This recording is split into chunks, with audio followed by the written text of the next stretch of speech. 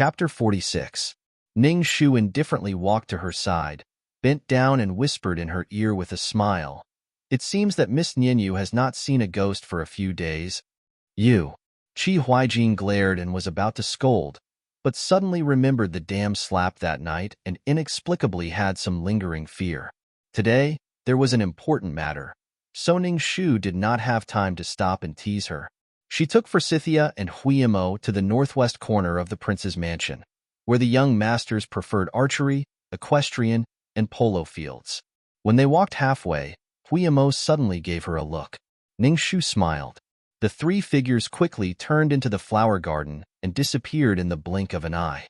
The figure that had been quietly following behind her immediately panicked and looked for her.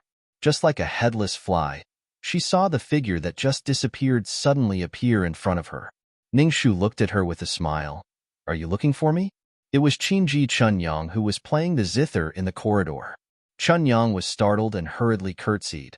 "I just saw Miss at the banquet and felt that you were very similar to the young master who came to find Nainu the day before yesterday. But I was not sure, so I followed you for a long time. Please forgive me." Ning Shu said, "You are not mistaken. It is indeed me. Do you have anything related to that night to tell me?" Chunyang slowly shook her head. "I was not there that night, so I can't help Mississippi. But there is one thing that I am very sure of. Nainu did not run away with a man." Ning Shu asked, "Why do you say so?" Chunyang said, "At that time, Mother was beside me, so I did not dare to say some words. In fact, Nainu personally told me that she came to the capital to find a good sister who grew up with her, not a lover. Her hometown, Qingzhou, is more than 1,000 miles away from the capital. She had to travel through mountains and rivers to get there. You can imagine how difficult it was.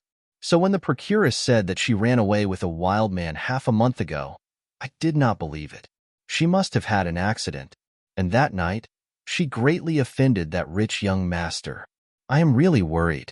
Ning Shu said, "You want me to help you find Nainu's whereabouts?" Chunyang nodded her head and bent her knees deeply. "That's right. People like us are like duckweed, and our lives are worthless than paper. Even if we die in some muddy pit, no one will stop to look at us. Therefore, I beg, miss, if it's convenient for you, can you go to the yamen and ask around? Perhaps you can save her life."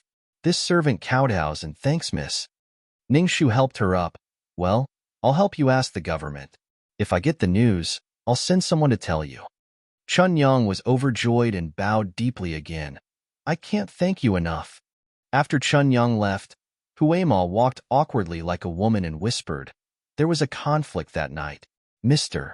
Cloudleaf was poisoned and Nainu was missing. I think this matter must have something to do with the brother of the imperial concubine." Ning Shu lifted the corner of her skirt and continued to walk forward. Soon, she stood on a small slope with a wide field of vision. "Simple, just ask Ruanchang and you will know." Her eyes fell on a heroic figure wearing a purple jade pendant on the archery field. He was holding a bow and arrow and shot through the target, hitting the bullseye. The onlookers applauded, and the scene was very lively. Although Ruanchang was famous for being a playboy, she had to admit that he had some ability. For example, his archery skills in the written test were indeed superb and ranked among the top in the capital. From the beginning until now, he had won 3 rounds in a row. Moreover, he was the youngest brother of the most favored consort when in the imperial court. Who dared not to give him some face? Everyone applauded. Amidst the dozens of praises, a soft and light voice suddenly pierced through the crowd. The voice was extremely pleasant to the ears, but the content of the words was extremely hateful. "I've always heard that the 4th young master of the Ruan family has outstanding archery skills, and that he is able to shoot wild geese from the sky. That's why I specially came today to meet him. I didn't expect him to be so mediocre. It's more interesting to watch the ladies throw pots." Chapter 47. Ruanchang's bodyguard immediately scolded. "Whose girl are you? How dare you be so presumptuous in front of my master?" The crowd quickly dispersed, and they saw a slender and delicate figure, standing there quietly like a blooming begonia flower on a tree. Her faint smile was already very eye-catching, and the words she had just said were even more eye-catching. Someone next to her quickly recognized her. She is the celestial fox Jinx who brought misfortune to her husband after 3 marriages. Duke Ning's daughter, Ning Shu. Ruan Chang'an, who was in the middle of the crowd, heard the news and pushed aside the people around him. He looked at her up and down with contempt, and then sneered, "So you are Ning Shu? A little girl dares to talk nonsense in front of me. Do you want to die?" But Ning Shu said innocently, "Is what I said wrong? It's just archery. Even my maidservant and I have better accuracy than you, young Master Wan. Why don't we have a competition?" Suddenly hearing that she took the initiative to propose a competition, the people around were stunned and burst into laughter. Did the miss of the Ning family lose 3 husbands in a row and become stupid? Ruan Chang'an was quite confident in archery, and there was no reason for him to not dare to accept the challenge. "Well, since you dare to be so arrogant, I will let you see my power today." Ning Shu suddenly said, "Wait." Ruan Chang'an said disdainfully, "Are you afraid? Kowtow to me 3 times immediately, and I will spare you today." Ning Shu gently shook her head and smiled. "Mr. Wan, you may not know, but if you want to compete with me, Ning Shu, there must be a prize. The loser has to answer 3 questions from the winner, and no matter how difficult or embarrassing the questions are, he must answer truthfully, or his life will be reduced by 3 years. Only those who can afford to play and dare to play can participate. If you can't afford to play, you should forget about it." The weather was good today, and a light pink begonia petal broke off from the calyx and brushed her hair. The warm light fell on her smiling face, and people were stunned for a moment. But Ruan Chang'an quickly recovered and sneered. "Who said I can't afford to play? You just have to pray that you don't cry too badly later." Ning Shu said neither hurriedly nor slowly, "Then let's do the same as before. Each of us will send 3 people to compete in turns. On my side, it will be me and my 2 maidservants. Young Master Wan, please feel free to do as you please." Ruan Chang'an sneered, "That's good." I took out the 2 attendants beside me. "If I lose to a woman, my name will be written backwards from now on." Ning Shu looked at him with admiration. "Young Master Wan is indeed heroic. My daughter admires you. Then the first round will be shooting willow." The commotion was so great that even the 13th princess and the others, who were playing in the teapot nearby, heard the commotion and came over to watch Ning Shu. 50 steps away, the arrow pierced through the willow leaves. This was the first time Forsythia held a bow in her hands. Her whole body trembled. Fortunately, the young miss had already told her that it was okay to lose, so she mustered up the courage to shoot the first arrow. But that arrow was really ugly. It didn't even touch the willow tree shadow before it fell to the ground. Everyone burst into laughter. The result was naturally Ruan Chang'an's victory. The second round, shooting down the flying flowers. Compared with the motionless willow tree, it was more than twice as difficult to shoot down the falling flying flowers. Even the attendants that Ruan Chang'an trusted missed. Others were waiting for Ning Shu's second maidservant to lose face again. They didn't expect that the maidservant, who looked inconspicuous, was so calm as if she was a martial artist. In the end, her arrow pierced through the willow tree. The crowd was silent. Huiyamo disdainfully curled up the corner of his mouth. Everyone in Lord Pingnan's mansion knows some small tricks. It's not worth making a fuss over. Ruan Chang'an's face suddenly changed. He gritted his teeth and said, "Lucky. Your maidservants were in the first 2 rounds. It should be your turn in the last round." Ning Shu smiled and said, "Okay." Ruan Chang'an was very impatient. "What's the last round?" Ning Shu seemed to be stumped by the question. Her face showed an awkward expression. Her eyes slid around and finally fell on a plate of bright and attractive cherries. Chapter 48. Baiji, look, the cherry from the vassal state is so cute. How about this? In the last round, we will be each other's target and put the cherry on top of our heads. I will stand under this scarecrow. If Child Ruan can shoot the cherry on my head, Child Ruan will win." Before he finished, Ning Shu suddenly smiled shyly. "However, Child Ruan, I am really sorry. Before the game, I have to tell you the truth. In fact, I did boast just now. My maid's archery is really good, but it is the first time in my life that I have touched a bow and arrow. If I accidentally hurt you later, I hope you will forgive me." "What?" Ruan Chang's eyes widened instantly, and his face was full of anger. Ruan Chang was about to blame her for setting a trap for him, but he heard Ning Shu frankly one step ahead. In order to prevent Child Ruan from mistakenly thinking that I deliberately set a trap to deceive you, you will go first, and I will be the target. If Child Ruan dares to compete, then come. Others heard and sneered at her, mocking her for overestimating herself. If she shot first, she could threaten Ruan Chang with it. If Ruan Chang came first, she, Ning Shu, would be the fish on the chopping board waiting to be slaughtered. Wouldn't it be all up to Ruan Chang? Even Ruan Chang looked at her in confusion. He was not sure if Ning Shu was crazy. However, he heard Ning Shu whisper in a voice that only the two of them could hear. Child Ruan, rest assured. As long as Ning Shu is alive later, the game will be played to the end. After that, she smiled and put the red and attractive cherry on top of her head, and walked to the scarecrow without fear in everyone's eyes. Ruan Chang was sluggish for a moment, and suddenly his brain exploded. He suddenly understood what Ning Shu was playing. If he won and she was safe and sound, then she, who had already shown that she was rusty in archery, would accidentally shoot him with an arrow, and others could not blame her.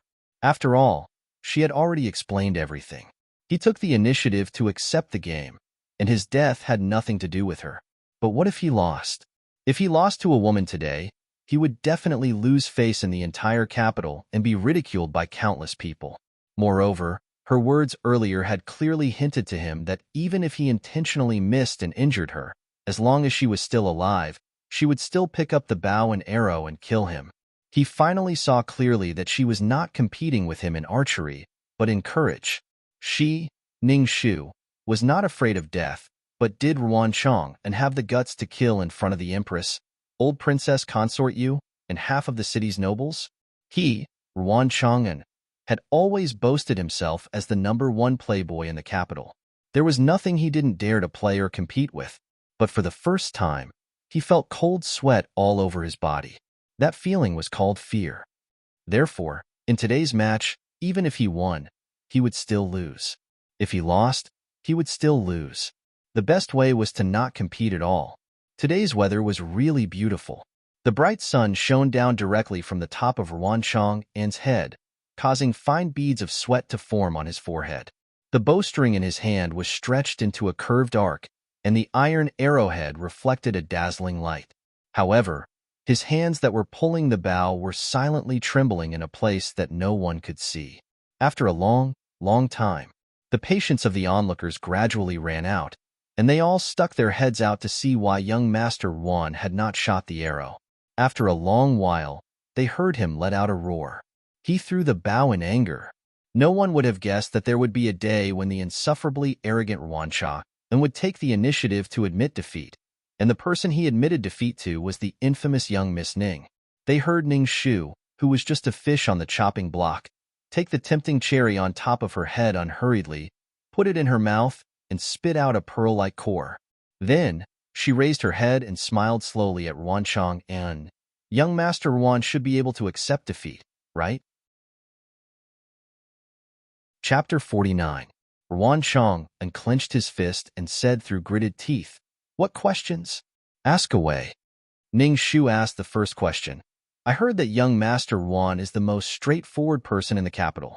If someone offends you, you will teach that person a lesson. Is that true?"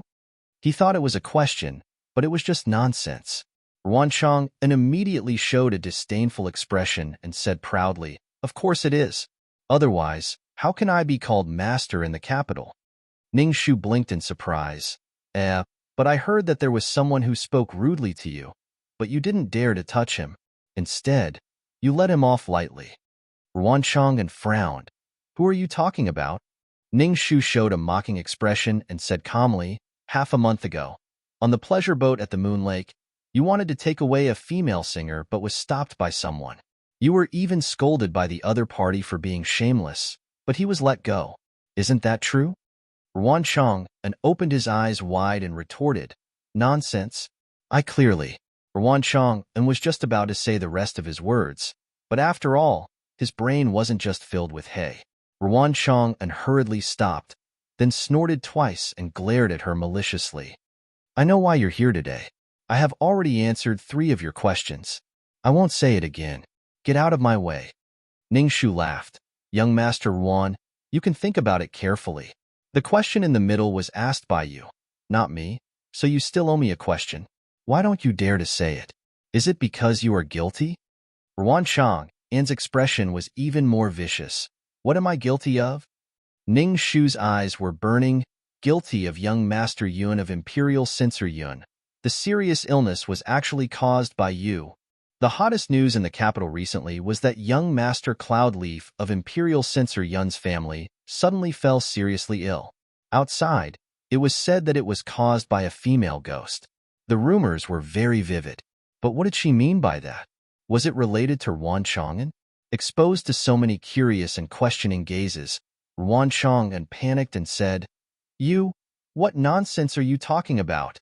Ningxu continued, If you are not guilty, why is young Master Ruan stuttering? I always thought that 4th young Master Ruan was a man who dared to take responsibility for his actions, but I didn't expect him to be so wrong. I really looked down on him. What kind of man am I going to be in this life? I might as well castrate myself and serve His Majesty. That would be considered as fulfilling my loyalty to the country. Young Master Ruan's manners did not disappoint Ningxu. Ruan Chang's eyes, Young Master Ruan Chang's, he shouted, Young Master, I am not an I Chang and Chang Aza, I Chang. I have indeed dealt with him, but firstly, I did not beat him, and secondly, I did not kill him. I only threw him into Phoenix Stage, where he is still unconscious. This is all because he offended the ghost of the previous dynasty's Empress Xiao Zhou, so he received his punishment. When Assistant Minister Wan heard the news, he squeezed into the crowd and slapped Ruan Chang'an. Ruan Chang'an had already said the most terrifying words. A stone raises 1,000 ripples. The answer was so shocking that even Ningxu did not expect it. The words Empress Zhou of the previous dynasty attracted the Empress, who was admiring the flowers with old Princess Yu from afar. The Empress, who had always been gentle and graceful, had a cold expression on her face and was furious. Young Master Wan, how dare you talk nonsense? Come, shut him up. Then her gaze quickly fell on Ningxu.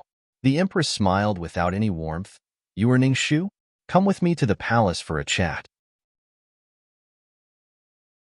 Chapter 50.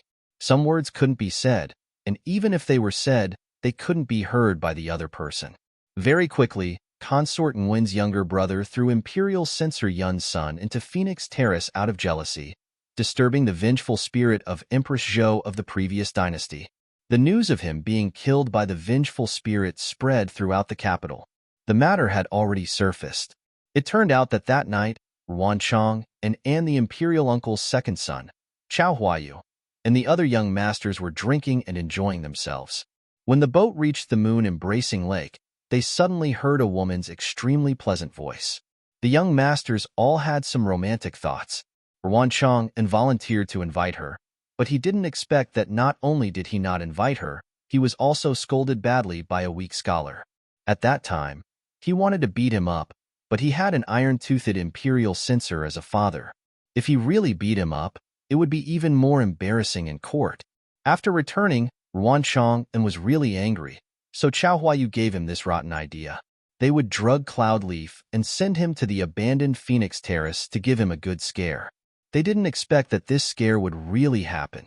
However, the two debauches were satisfied and thought that it was a ghost causing trouble. Cloudleaf deserved to be seriously ill and had nothing to do with them. It was just that during the kidnapping that night, the Chao family's guards accidentally lost the jade pendant. The two debauches were slightly worried, so they secretly sent someone to the Yun residence to steal the jade pendant back. Old Princess Yu didn't expect that the 3 words Empress Zhou, which had been forgotten for 25 years, would actually return to the capital in this way. Below her, the 13th princess, who had always been taken care of by her, asked intimately, Who is that Empress Zhou? Why was Imperial Mother so angry at that time, and immediately threw Ruan Chang into prison and summoned that Ningxu into the palace? Old Princess Yu gently stroked her soft hair. At that time, the people all said that the current Empress's family was Jingzhou's Chao family. However, in the past 25 years, who didn't know that the Zhou clan of Jinzhou was truly a noble clan? Compared to the Zhou clan, the Chao clan was simply not worth mentioning. The Zhou family of Jinzhou had been passed down for 800 years, spanning 3 dynasties without declining. It had produced 21 prime ministers, 6 empresses, and many other officials, both high and low, like carps crossing the river. None of the members of the imperial family with the surname Xiao could guarantee that they did not have a trace of the Zhou family's blood on them. When it was at its peak, most of the court officials stood on the Zhou family's side. This kind of honor and favor rose to the peak when it reached the late emperor. The first empress of the late emperor was from the Zhou family, but that empress was unlucky and died of illness before the age of 30. Shortly after, the former emperor took a second woman from the Zhou family into the palace. When she first entered the palace, she was first conferred the title of noble lady according to the ancestral rules. Later, she was endlessly favored by the emperor. In just a few years, she was promoted to noble consort. This speed of promotion shocked the entire harem. In another year, she would give birth to a prince and sit firmly on the throne of the empress.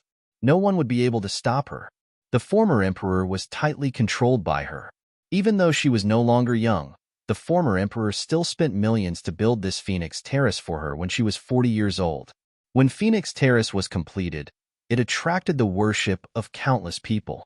Because there was already an Empress Zhou before her, the people respected her as Empress Zhou. Old Princess Yu was still feeling unwell and started coughing after speaking for a while. The 13th princess hurriedly served her tea. Old Princess Yu took 2 sips and continued speaking. Her old eyes seemed to have returned to the glorious and bloody scene from more than 20 years ago, along with the slightly hoarse voice. It's already rare for a woman to have a good background, and it's even rarer for her to have a world-toppling appearance. If she also has outstanding intelligence, then the heavens really pity her. Empress Zhou is such a woman. When the former emperor trusted her the most, not only did he allow her to participate in politics, he was even willing to hold her hand and sit on the dragon throne together. The 13th princess asked curiously, "Isn't that very impressive? But why have I never heard Imperial Father mention this empress?" Old Princess Yu's voice was incomparably aged. Because no one would have thought that such a glorious Empress Zhou would suddenly go crazy 25 years ago. She was so crazy that she didn't recognize her own family and lost her mind. She was so crazy that she personally killed the crown prince at that time. Then, she used that blood-stained sword to kill over 100 palace maids and guards in the Phoenix Algae Palace. She didn't even let off her own daughter who was only a few years old. In the end, she burned herself to death in Phoenix Terrace. And because the former emperor was too grief-stricken, he also passed away not long after. Everyone said that the former emperor was too deeply in love with her and couldn't bear to see her lonely in the Yellow Springs, so he specially went to accompany her. Of course, there's also a guess that he didn't dare to say. Old Princess Yu almost blurted out the following words, but fortunately, she stopped in time. The 13th princess was so shocked that she took a deep breath and muttered, "Such a terrifying thing actually happened. That Ning Shu exposed the matter to this extent. Is she?" Old Princess Yu nodded lightly and sighed. "Yes, terrifying things happen in every dynasty and every generation. I'm afraid that little girl from the Ning family won't be able to survive." Chapter 51. In the Phoenix Algae Palace. Although she was nearly 50 years old, Empress Chao's face was still well maintained. Not a single wrinkle could be seen. The 9 phoenix hairpins were inserted into her hair like phoenix wings, making her face look extremely luxurious. She smiled slightly and looked at Ning Shu, who was kneeling under the steps with tolerance. "When you were 5 years old, you followed He Xian into the palace. I saw you. You were very smart and cute at that time. I have no children. When I saw you, I thought how happy I would be if I could give birth to a little princess like you. In addition to being cute, you were also very smart." At that time, Consort Chi wanted to punish Uni and deliberately sent someone to frame him for stealing the golden hairpin. I didn't expect you to clear Uni's suspicion with a few words. It also made me pay attention to that poor child and bring him to my knees to raise. The Empress's voice was gentle and soothing, like a warm elder looking at a child who had just made a mistake. But the last sentence suddenly became cold. It's just that, I thought you were bold in the past. I didn't expect you to be even bolder now. Ning Shu quietly knelt on the cold and hard golden bricks, motionless. She had expected that this case would greatly offend the Empress and consort Gue. But in the end, it involved the secret of the previous dynasty, which was really beyond her expectations. She was a daughter of an aristocratic family. She might be treated as a treasure by the elders in the mansion. But once she stepped out of the mansion, in front of the Empress, there were countless people in the capital. She was like a grain of sand in front of the high and mighty Empress. She would turn into a puddle of light ash when she lifted her foot. No matter where the breeze blew, her existence in this life would vanish. The sweat on her forehead pattered on the golden bricks in front of her, leaving a deep mark like a drop of blood splashed. Ningshu knelt down deeply and braced herself to say, "Empress, I didn't mean to target you. I just wanted to save my former husband, Cloudleaf, to repay our previous friendship." Empress Chao looked at her coldly. "Since you have investigated all the way, you must know about the jade pendant engraved with my Chao family's emblem. Are you deliberately going against me?" She had just revealed a trace of killing intent when she heard some noise from outside the hall. "Who is outside?" A palace maid came in to report. "Nyang Nyang, His Highness the Sixth Prince requests an audience." Empress Chao frowned unhappily. "Tell him that I don't want to see him today. The matter of suppressing the bandits in Mount Flame Breath is not over yet. Tell him to come see me after he finishes his business." The palace maid immediately retreated upon receiving the order. Not long after, she turned back and timidly reported, "Nyang Nyang, His Highness said that if you don't see him, he will kneel outside the door." Originally, the Empress's expression was still quite indifferent. She didn't expect that when she heard this, she suddenly let out a low laugh. "I was still hesitating whether to kill you or not, but Yun Yi, that child, has always been sensible and has never dared to disobey me. You are the exception. Since last year, he has often come to beg me to grant you a marriage, but I have already refused twice. A few days ago, your marriage with Cloudleaf fell through, and he came to me again. Now, he was playing this game with me again. It seems that if I don't punish you, it will be unreasonable." She gently turned the jade ring inlaid with gems and slowly said, "I'm afraid you don't know that although the Imperial Palace is dazzling with gold and jade everywhere, there is actually no place that hasn't been stained with blood. For example, this Phoenix Algae Palace is where you are kneeling now. It is the place where Empress Zhou beheaded the crown prince of the previous dynasty 25 years ago." Ning Shu's heart suddenly jumped, and she instantly understood what she meant. She was ready to make a move. Xiaoqing, Xiaoqing. Chapter 52. Kaiju. Empress Chao's voice had just sounded when a palace maid outside the hall reported, "Nyang Nyang, the heir of the South pacifying king has arrived." Ning Shu's heart, which had almost jumped out of her chest, was finally able to catch her breath. Everyone knew that among the nephews of the next generation, the Empress favored Xiaoqing the most. Hearing his arrival, Empress Chao's cold face suddenly relaxed a bit. She withdrew her sharpness and said with a faint smile, "It's rare for him to come. Invite him in." The thick vermilion door slowly opened. A gust of spring wind first slipped through the crack in the door, sweeping a corner of a black cloak embroidered with dark red sandalwood patterns into the hall. Then, it was his boot that leisurely stepped over the threshold. A green jade hairpin tied up a portion of his black hair. The rest of it hung behind him, blowing in the wind. There was no need to look at his face to feel that he was full of charm. Xiaoqing's expression was extremely calm. When he passed by Ning Shu, he didn't even pause. With Juicy's support, he walked directly to the Empress. Empress Chao brushed her sleeves and warmly said, "Heir was summoned by His Majesty to accompany the Empress. How come you have the time to come to this Empress's place?" Xiaoqing used his most usual cold voice to say, "I happened to hear that someone was extremely daring and offended the Empress, so I came to ask Nyang Nyang to kill her." She thought he was going to say something, but she didn't expect it to be this. Empress Chao's eyes flashed. She seemed to be in deep thought. Then, she slowly let out a sigh. but now the entire capital knows. Is there any use in killing her? Xiahou Qing thought for a moment before casually saying, since there's no use, then leave her life to atone for her crimes. After all, to be able to investigate to this extent, she doesn't sound like a piece of trash.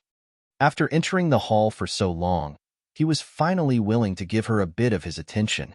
The tip of his foot lightly kicked her leg. Are you stupid? Tell me what you think. Ning Shu suddenly reacted and heard her heart thumping. She hurriedly took a deep breath and forced herself to calm down. She spoke to the Empress in a clear voice. There are two obvious explanations for this case. First, it's really because of the wronged spirit of Empress Zhou. Cloud Leaf offended Empress Zhou's resting place, so Empress Zhou showed up and poisoned it. Second, Ruan Chang'an held a grudge against Cloud Leaf for offending Cloud Leaf, so he and others conspired. She tactfully avoided mentioning Chao Huayu's name and continued. They poisoned Cloud Leaf together and used the rumor of the wronged spirit of Empress Zhou and Phoenix Terrace as a cover to clear their names. Hearing her unfinished words, the Empress slowly said, "You still have an unobvious guess." Ningxu nodded. Yes, Ruan Chang'an can use Empress Zhou as a cover. Similarly, someone can also use Ruan Chang'an as a cover. The Empress slightly leaned down the stairs. You mean, half a month ago, someone happened to have insight into the conflict between Ruan Chang'an and Cloud Leaf. So they quietly followed them and took the opportunity to attack Cloud Leaf and then frame Ruan Chang'an? Your Majesty is wise. Ning Shu sincerely bowed. I can't be sure, but it's possible. I always feel that there are a lot of strange things in this matter. Although Ruan Chang'an is physically developed, his brain is. Even if he wants to take revenge on Cloud Leaf, he can use many methods. At the very least, he can kill him and throw him directly into the mass grave. As long as the mouth is sealed, or simply spend money to buy a scapegoat, everything will be clean. Why would he go in such a big circle to throw him to Phoenix Terrace and then kill him? Isn't it superfluous? In addition, I asked Cloud Leaf's personal servant. At that time, they found Cloud Leaf by the moon-luring lake. If the two young masters really wanted to kill him, the shorter the contact time, the harder it is to be discovered. Why would they go through so much trouble to send him to Phoenix Terrace and then back to moon-luring lake? This really doesn't make sense. Her voice was very calm, but she methodically unraveled the suspicious points in the case one by one. The Empress obviously listened. What you said makes some sense. Is there anything else? Ning Shu's mind was like driving a precise water wheel. She kept thinking because she knew that any word she said could be the rope that could save her life. Chapter 53. Also, the singer who caused the dispute that night disappeared that night. According to her friends on the boat, she came to the capital to find a friend. After the dispute that night, she got the news from her friend and went out. If it was Ruan Cha and who set her up to take revenge, how did he know that Nainu came to the capital to find someone? So based on the above points, I think that Ruan Chang and might not be behind this case. After she finished speaking, the entire hall was silent. The Empress' eyes fell on her silently, changing unpredictably. Just as a drop of cold sweat was about to fall from Ning Shu's forehead, the Empress chuckled and slowly got up from the phoenix chair, walking down the steps to stand in front of her. This little mouth is really as cute as before. Forget it, Hashin and Duke Ning also had great achievements in the court. This time, for their sake, I'll give you a chance to redeem yourself. Remember, if you can't solve this case smoothly, don't blame me for having to get rid of you. Coming out of the hall, Ning Shu suddenly realized that her back was wet and cold. The moment the vermilion door opened, Xiao Yuni, who had been kneeling outside the hall, immediately got up to walk towards her, his eyes brightening. But the Empress' voice came from inside the hall. He paused, seeming to hesitate, but still decided to enter the hall first. When they brushed past each other, Xiao Yuni whispered in her ear, "Wait for me for a while. Thank you, Your Highness, for pleading leniency for me. This little girl is very grateful, but this little girl still has matters to attend to, so I'll take my leave first." Ning Shu bowed to him solemnly and politely, then walked down the steps. Xiao Yuni immediately caught up, his eyebrows furrowed. "Why don't you believe that I have you in my heart?" Ning Shu sighed softly. Your Highness, I helped you once when you were 5 years old. You mistakenly thought that you had me in your heart, but it was just a long-term illusion caused by a moment of emotion. Your Highness, so many years have passed. You should wake up. When you meet the Fail One I'm talking about, you will immediately understand. It's not like that, listen to me. He hurriedly chased after her. But the palace maid's voice sounded again. Your Highness, Her Highness is waiting for you. Because of that moment of hesitation, he was no longer able to catch up. He looked in the direction that Ning Shu had left and clenched his fists. Then, he gritted his teeth and turned to step into the Empress Palace. After completely leaving the territory of the Phoenix Algae Court, Ning Shu finally heaved a sigh of relief. Xiahou Qing was the first to leave the hall with Juxi's help. He was waiting for her under a winding corridor. Wisteria was planted on the porch, and strings of purple flowers fell through the gaps in the roof and stopped above his head. Behind him were rows and rows of golden tiles and red walls of varying heights. They were obviously very warm colors, but it gave people a sense of awe as if it was too cold at the top. She lifted the corner of her skirt and quickly walked a few steps to his side. She glanced sideways at the Crown Prince, who seemed to be unhappy because he had waited for her for a long time, and said, Your Highness came in just in time.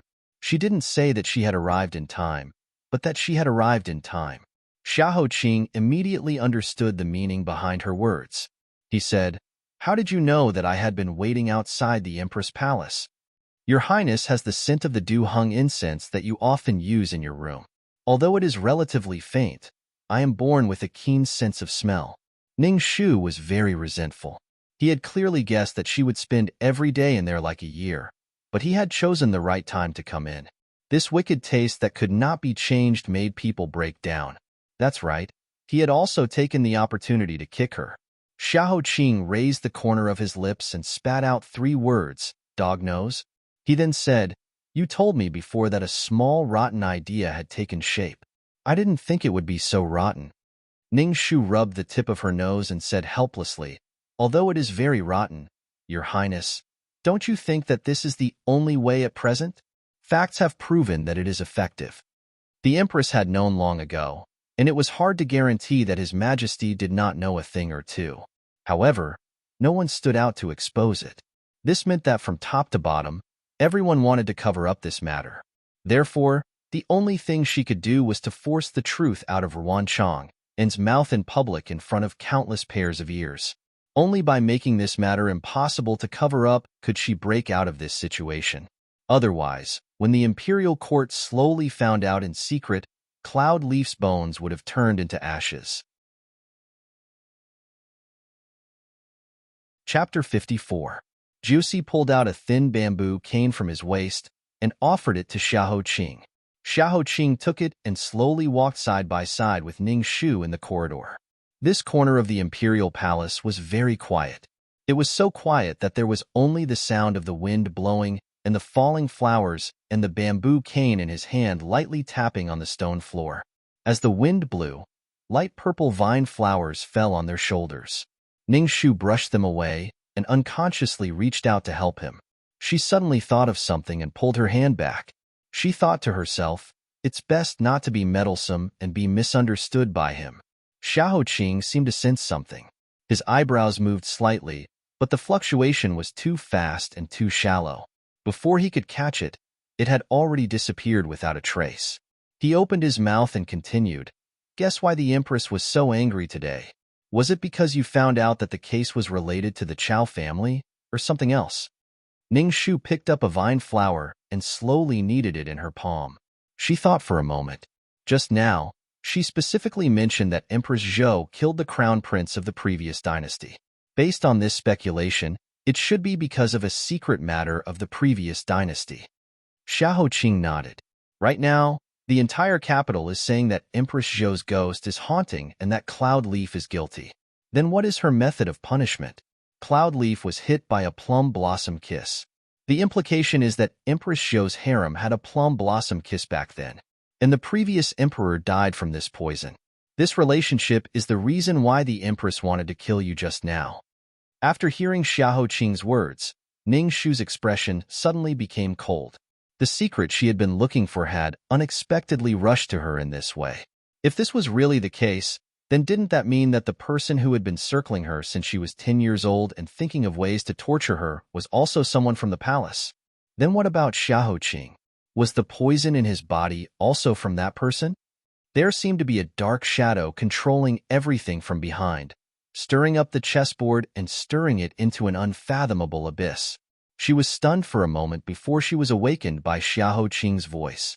What other doubts did you not mention in the Phoenix Algae Palace? Ningxu somewhat admired him.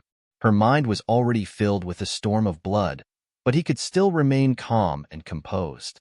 Indeed, he had good willpower. Poison. In this world, there were many things that could poison people to death, such as hooks, poisoned arrowwood, arsenic, and so on. If it was purely to vent his hatred, he could have used any of the above poisons. Why did Ruanchong choose to use this secret poison? That was the thing that killed the previous emperor. It was a secret of the royal family that could not be said. Even if his sister is now the imperial consort, he wouldn't have the guts to touch such a thing unless he's crazy. Ningxu shrugged. Of course, I can't guarantee that there's a 1 in 10,000 chance that he's really crazy. Just pretend I didn't say anything. But for now, other than being a little stupid, his mental state is still normal. Xiaoqing raised another point. What was Nainu's role in this matter? Ningxu nodded in agreement. Yes, she was just an insignificant geisha on the moon-seizing lake. Why would they do something to her? That night, did she see something? But it's still the same question. How did the person who did it know that she was looking for someone? In short, this mystery is very difficult for me to understand. I'm afraid that only by finding Miss Nainu can we solve this mystery. His Highness the Crown Prince ordered. So your task now is to immediately go and find her. Although she had this intention, couldn't he at least let her rest for a while? After all, she almost died for the 8th time. However, who told her to owe more and more favors? She didn't have the right to bargain, so she could only accept her fate and continue to work like a cow. Jin Shang was still waiting for Xiaoqing to accompany him, so Ningxu left first. When she was about to leave, Ningxu suddenly thought of something. She turned her head and asked, Your Highness the Crown Prince, if I do my best and still can't find the secret of the plum blossom kiss, will you really let me be buried with you? I won't. Xiaoqing's light-colored thin lips softly spat out these 2 words. The unexpected answer made Ningxu extremely happy. So His Highness the Crown Prince was so magnanimous. It was her who gauged the heart of a gentleman with her own mean measure. But she heard Xiaoqing continue to speak, his words full of sarcasm. After death, I can only accept lying with another person unless that person is someone very close to me. You? The black tortoise outside my tomb is still lacking a person. Ningxu immediately disregarded her manners and angrily rolled her eyes. Chapter 55. Just as she was about to step out of the palace gates, a small eunuch hurriedly ran over from behind her. Is this the Ning family's eldest young miss? Please wait a moment. Imperial Consort Nyang Yang will be here shortly. Consort Nguyen? After seeing one, she really couldn't escape the other. AI. This little ant's fate was truly lowly. Ningxu hurriedly bowed with a smile. Imperial Consort Nyang Yang has something to tell me. This little girl will respectfully comply. Fortunately, Consort Nguyen wasn't too arrogant and quickly arrived on a carriage. Greetings to Imperial Consort Nyang Yang.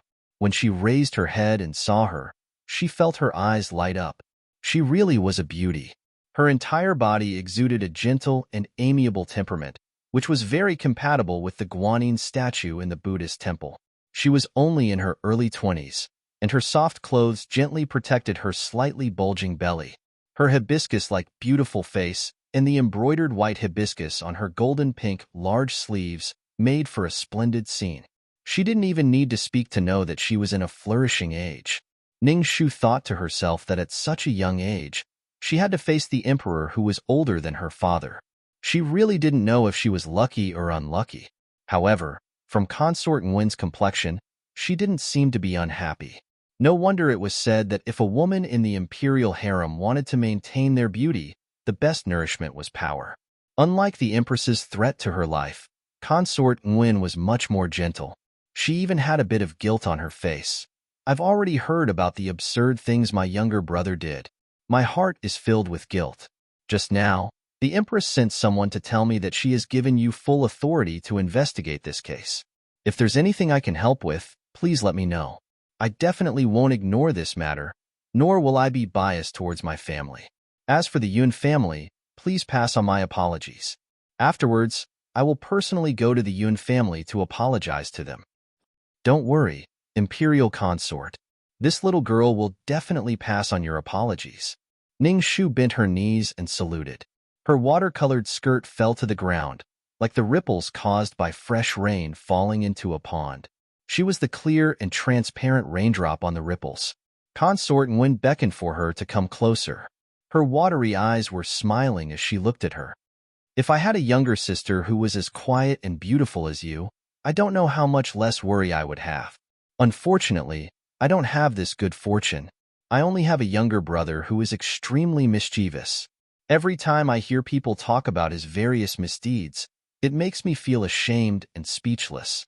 Consort Nguyen heaved a long sigh. Ning Shu hurriedly replied with a smile. As the saying goes, a prodigal son turning over a new leaf is more precious than gold. When they were young, Xiang and Ingwu were also mischievous and absurd. Later on, they suddenly repented and worked hard to study. Just like before, they won the praise of 10,000 people. Fourth young master is still young.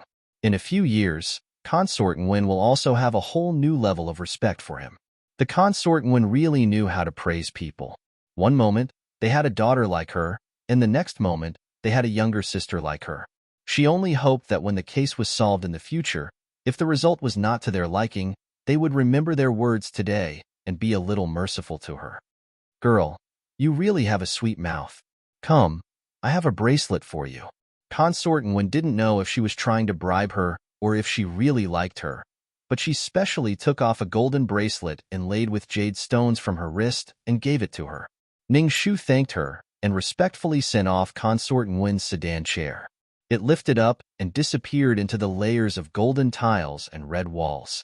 Finally, after acting like a grandson, Ning Shu rubbed her waist that had been bent for the entire day. It was really sore. Since Ning Shu was summoned to the palace by the Empress, Forsythia and Huema had been guarding outside the palace gate. There were several other masters who had entered the palace as well. Some of their servants who were waiting outside saw that Huema, who was dressed in women's clothing, was very charming and dared to flirt with him. Huema used all his strength to restrain himself from punching them. He scowled and hid far away.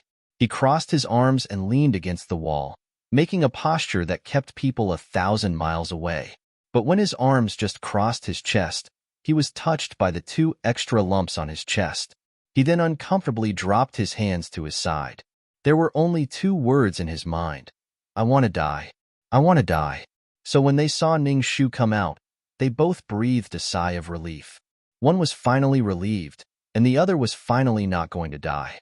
Forsythia, go back to the Duke's residence and report to father and mother. Let them be at ease. All right, go to Zigue and ask him if there are any discoveries in the Yun residence recently. Forsythia nodded and went to do it. Huema's face was still dark. What about me? Ning Shu said. Accompany me to drink wine with girls? Huema's dark face suddenly turned red, and he was a little shy. He was picked up by Shitzi when he was a few years old and began to be trained in the prince's residence.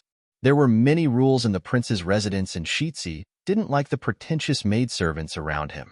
So, he had not had intimate contact with a few girls.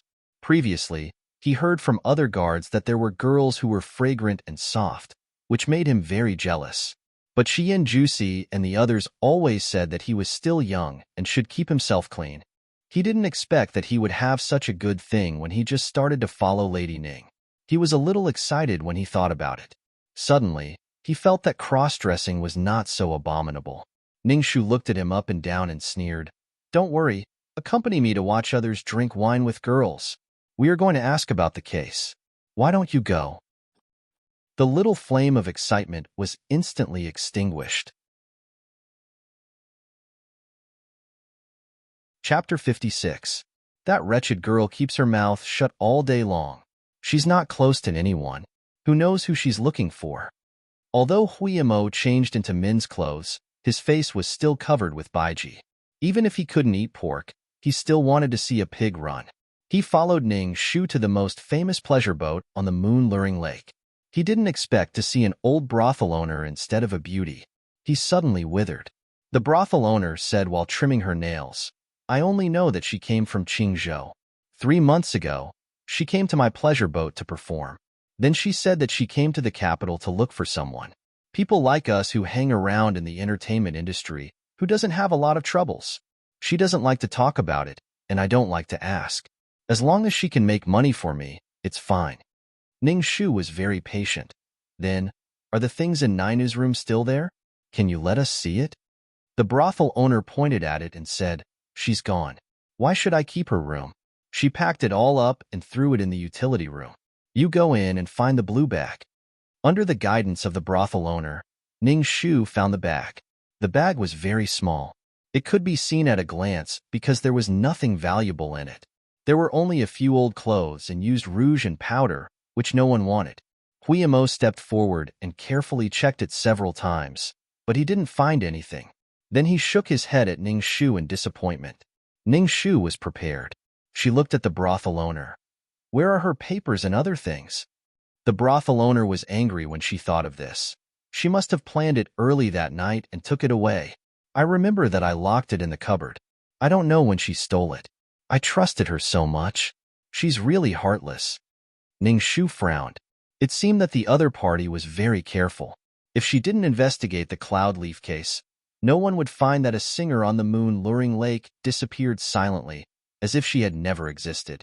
But this also reflected that Ninu was definitely hiding a huge secret, and it was very likely that she was the key to solving this case. She lowered her head and thought for a moment. Then, she remembered. "I remember last time I heard from my mother that she put her family heirloom as collateral with you. Can you let me have a look?" "All right, just you wait." The procuress went to her room and searched for a long time before coming back. "Here, it's just a thin bracelet. It's less than 5 qian worth of gold. Only these gems are worth a little money.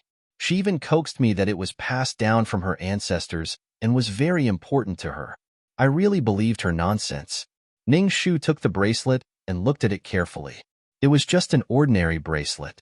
Poor people might treat it as a treasure, but in the capital, it was not enough. It was quite old, but the style was still somewhat exotic. However, he couldn't find out more information from it. Taking back the bracelet, the procuress said lazily, "That's all I know.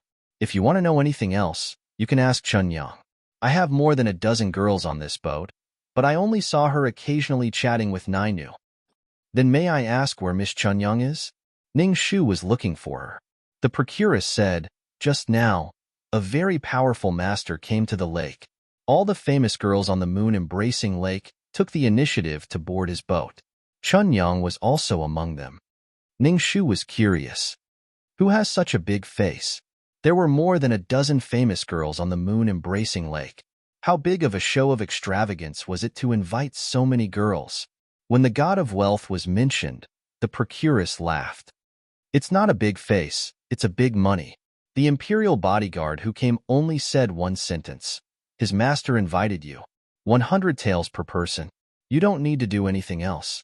You only need to play the zither, sing and dance. If you're willing, come." When the girls heard this, they all rushed to board the boat. There were too many people, and one of them was almost squeezed into the lake. "Do you know who this master is? He is the richest man in the capital, Prince Ku Kua." Ning Shu looked in the direction pointed by the procuress. Sure enough, she saw a gorgeous and dazzling big boat not far away. The word Ku on the boat was written in a flamboyant style. Especially the last stroke, it looked like a round copper coin. In contrast to the South pacifying lord's residence, Hui Mo's eyes were almost blinded by the golden light reflected from the boat. "Wow, it's so extravagant. It's so arrogant." Chapter 57. Ning Shu and Hui Mo took a small boat to the big ship and introduced themselves to the guard on the ship. The guard quickly reported back and put down a ladder to invite them up. Mo respectfully followed behind Ning Shu. The big ship looked dazzling from the outside, but the inside was even more luxurious. It was comparable to a palace. It really lived up to its owner's reputation as the #1 dandy in the capital city. Prince Ku Xiao Jinglan was a weirdo in the capital city. He was Jin Shang's youngest brother. 25 years ago, when the previous emperor passed away, he was just a few years old. After Jin Shang ascended the throne, he was given the title of prince. He was the youngest and oldest prince in the dynasty. He was brought up by his elder sister, Princess Royal Xiao Mingxue. At the age of 16, he left the Princess Royal Mansion to stand on his own. Until now, he was only 30 years old. He had countless private properties under his name. The Chasing Clouds and Chasing Moon house was built by him. He was handsome and charming. There was a mole under his eye that made him look like he was crying. Countless brothels and young women were attracted to him. The reason why he refused to get married was that he was afraid that after he married, the tears of all the women in the capital city would soak the entire palace.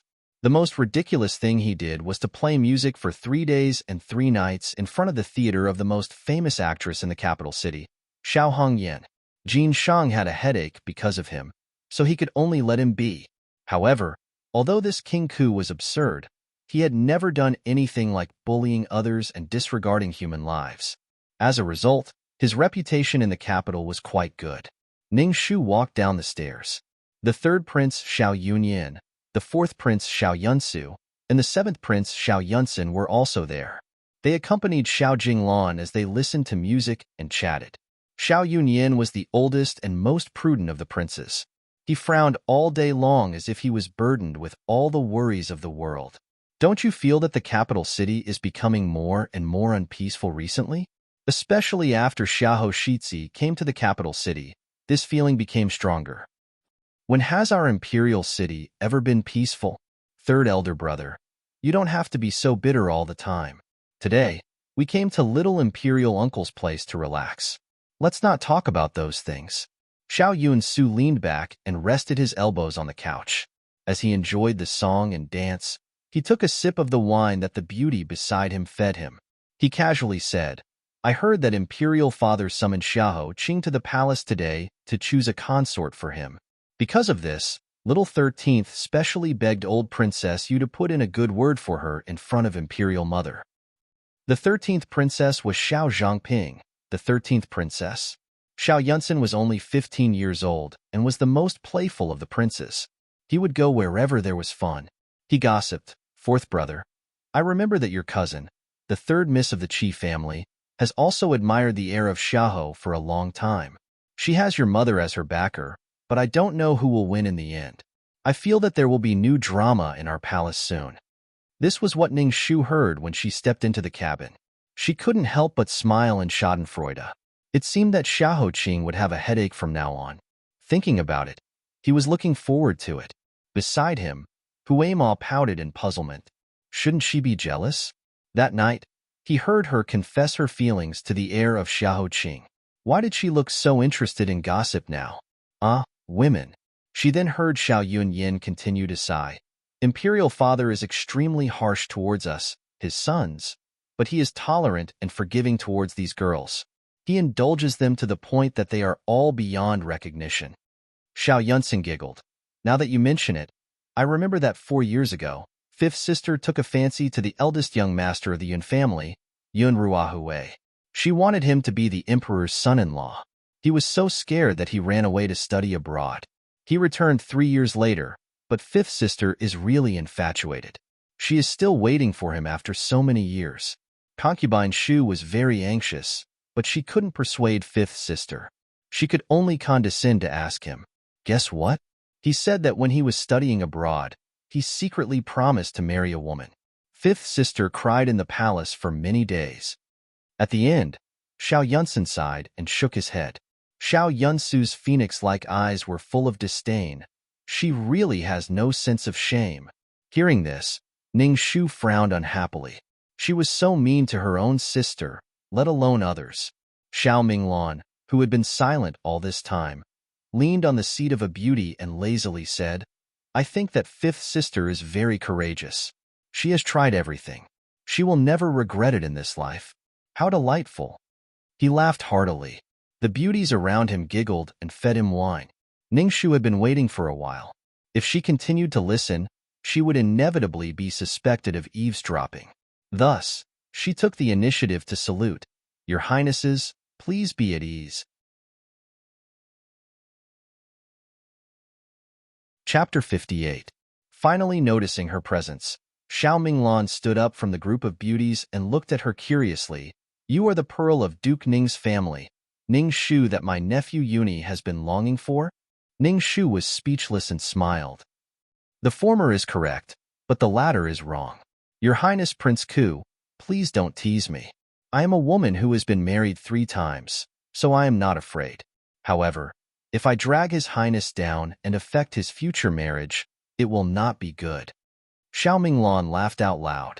Then, with a casual toss, the string of top-grade Eastern pearls in his hand flew towards Ning Shu. You are an interesting girl. Here, this string of Eastern pearls is yours. Ning Shu caught it and felt that the pearls in her palm were huge and smooth. A rich family was indeed rich. Their gifts were different. This string of pearls was worth at least 1,000 taels of silver. It was enough to buy a house in the capital. Then she could only accept it. Ning Shu thanked him respectfully. Thank you, Your Highness. Beside her, Xiao Yunsu glanced at her and said with a smile that was not a smile. I heard that you caused a ruckus at old consort Yu's begonia gathering today and angered Imperial Mother. You actually managed to come out of Imperial Mother's palace alive. It seems like your life is quite tough. Ning Shu smiled but did not say anything. When she was 5 years old, the one who framed Xiao Yuni for stealing the golden hairpin was this prince's mother. It seemed that this prince was still holding a grudge. The people of the Xiao family were very narrow-minded. Xiao Yunsen did not understand what he meant. As usual, he was simple and straightforward. Yes, she is quite capable. Previously, when Chen Zaching brought soldiers to the Duke's residence to arrest her, I saw with my own eyes that she refuted Chen Zaching until he was speechless. That scene was really funny. Ningxu had a good impression of this child. She said modestly, Your Highness is too kind. Xiao Yunyan had heard of Ningxu's name before, but this was the first time he had seen her in person. He carefully looked at her thin and small appearance in men's clothing and asked in bewilderment, Does this mean that Imperial Mother handed the case to you? Ningxu replied, Nyang ordered me to atone for my mistake by meritorious service. That's why I boarded the boat to find a Qin concubine related to the case to question her. Sorry to disturb everyone's refined mood. Would Your Highness Prince could please make an exception? She then curtsied towards Xiao Minglan. Xiao Minglan was never one to be bothered by trifles. She waved her sleeves and said, Ha ha ha, this is interesting. Go on, go on. You can take any of the Guqin girls with you. Upon seeing her, Chun Yang, who was sitting in the corner playing the zither, revealed an expectant expression. She restrained herself and followed Ning Shu to an empty room before saying, Has noble lady found Nainu? Ning Shu shook her head and said, Not yet. I asked young Master Wan, who was offended by Nainu that night. He said that he was not responsible for Nainu's disappearance. I just asked the procuress. She said that Nainu was not close to others and only chatted with you occasionally. So I hope that you can tell me everything you know. Chun Yang's eyes darkened. She then sorted out her emotions and said slowly, 3 months ago, I boarded the pleasure boat with her. She was good at singing and I was good at playing the guqin. Although our skills were not in the same place, we were both from other places and were both alone in this huge capital. It was inevitable that we would be close. My family was so poor that we could not survive. That's why I was sold and came to the capital. I signed a death contract, but Nainu was different. She signed a life contract. She could redeem herself and leave once she saved enough money. I asked her, if you were not so poor that you could not survive, why did you board the pleasure boat? She said that she came to the capital to look for a good sister. That sister grew up with her. They were martial sisters who studied together. They were also friends who helped each other survive in adversity. 2 years ago, that sister came to the capital. At first, they were still in contact with each other. Then, one day, they suddenly stopped. After a month, she sent something to her. Since then, there was no news of her. She was very worried that something bad would happen to her. However, Qingzhou was thousands of miles away from the capital. Even if she worried, it would be useless. She saved money for a long time. Until 5 months ago, she finally saved enough money to redeem herself in Qingzhou. Then, she packed up her meager traveling expenses and came to the capital to look for someone.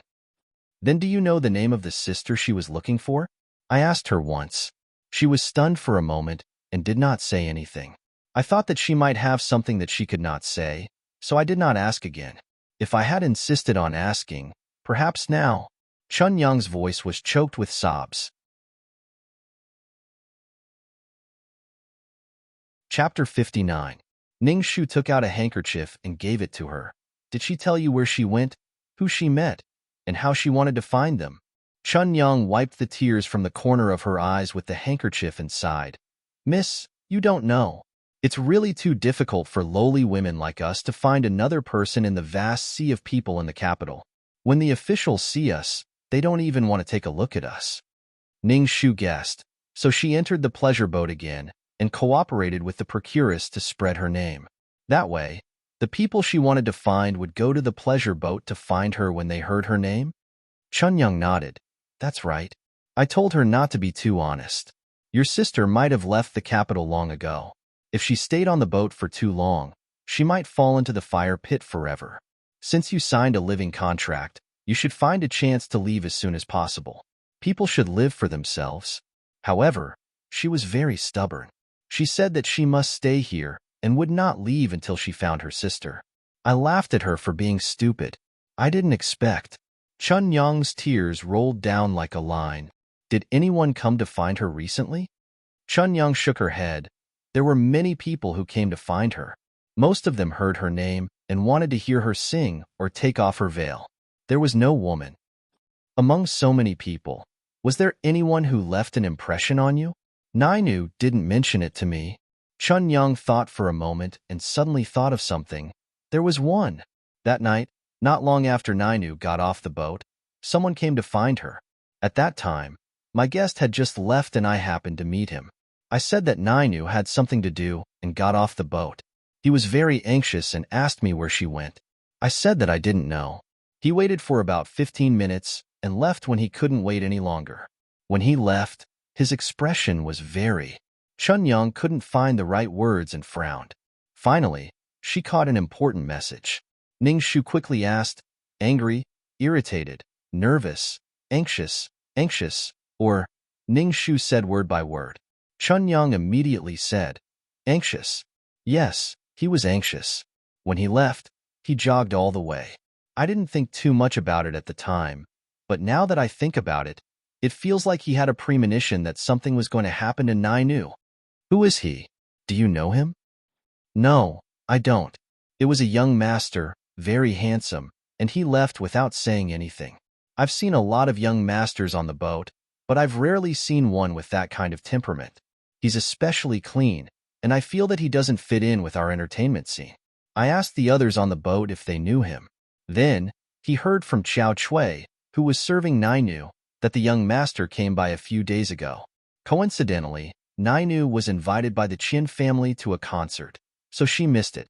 After Nainu went missing, that young master never came again. Chun Yang then described the person's appearance in detail.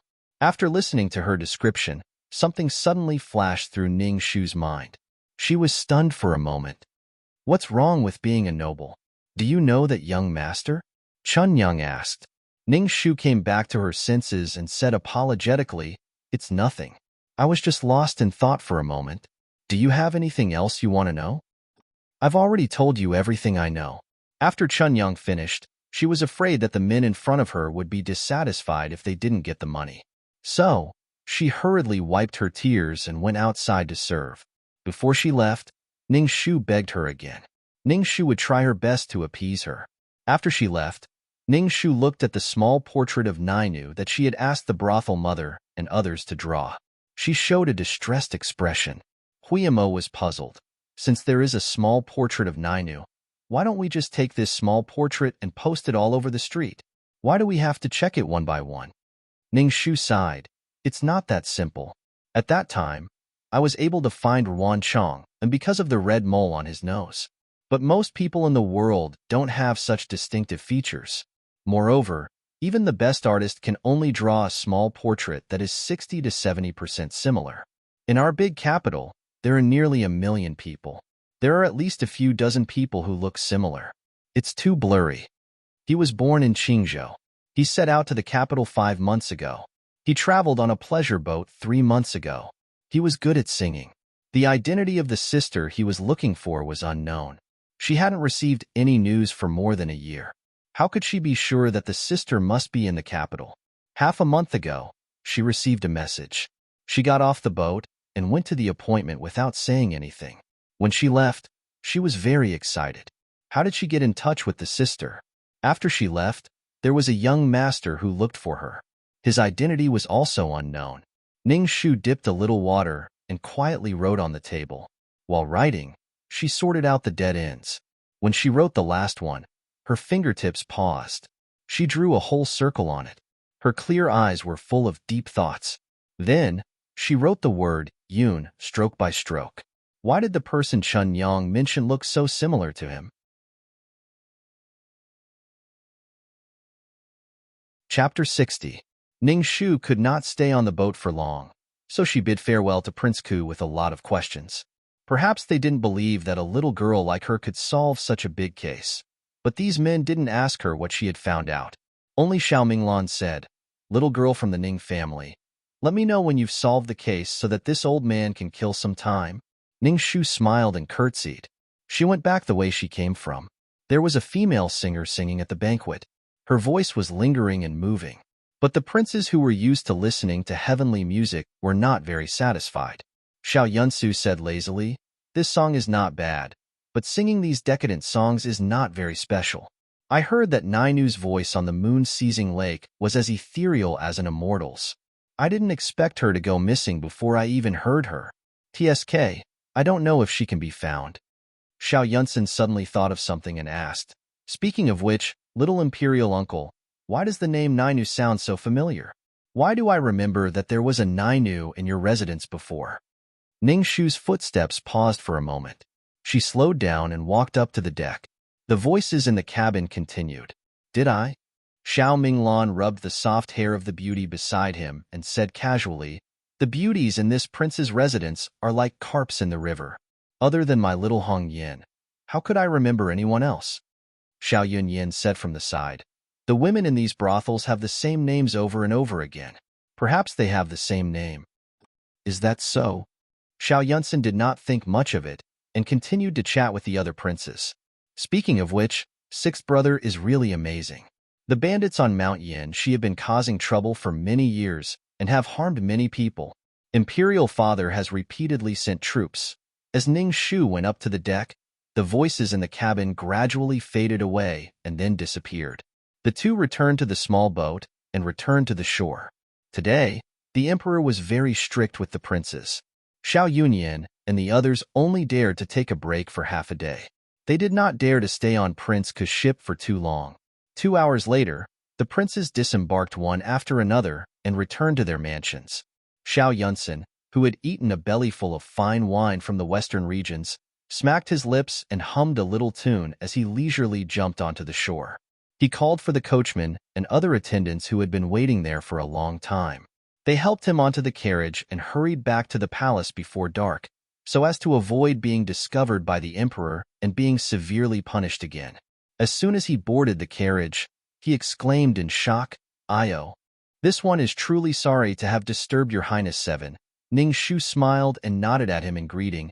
"In order not to disturb your highness return to the palace, this one will make a long story short. Just now on his highness Prince Ku's ship, I accidentally heard you say that you had seen a Nainu in his highness Prince Ku's residence.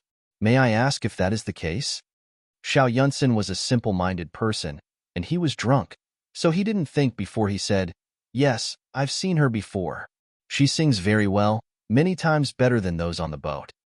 "May I ask your highness, when did you see her? Last year? The year before last?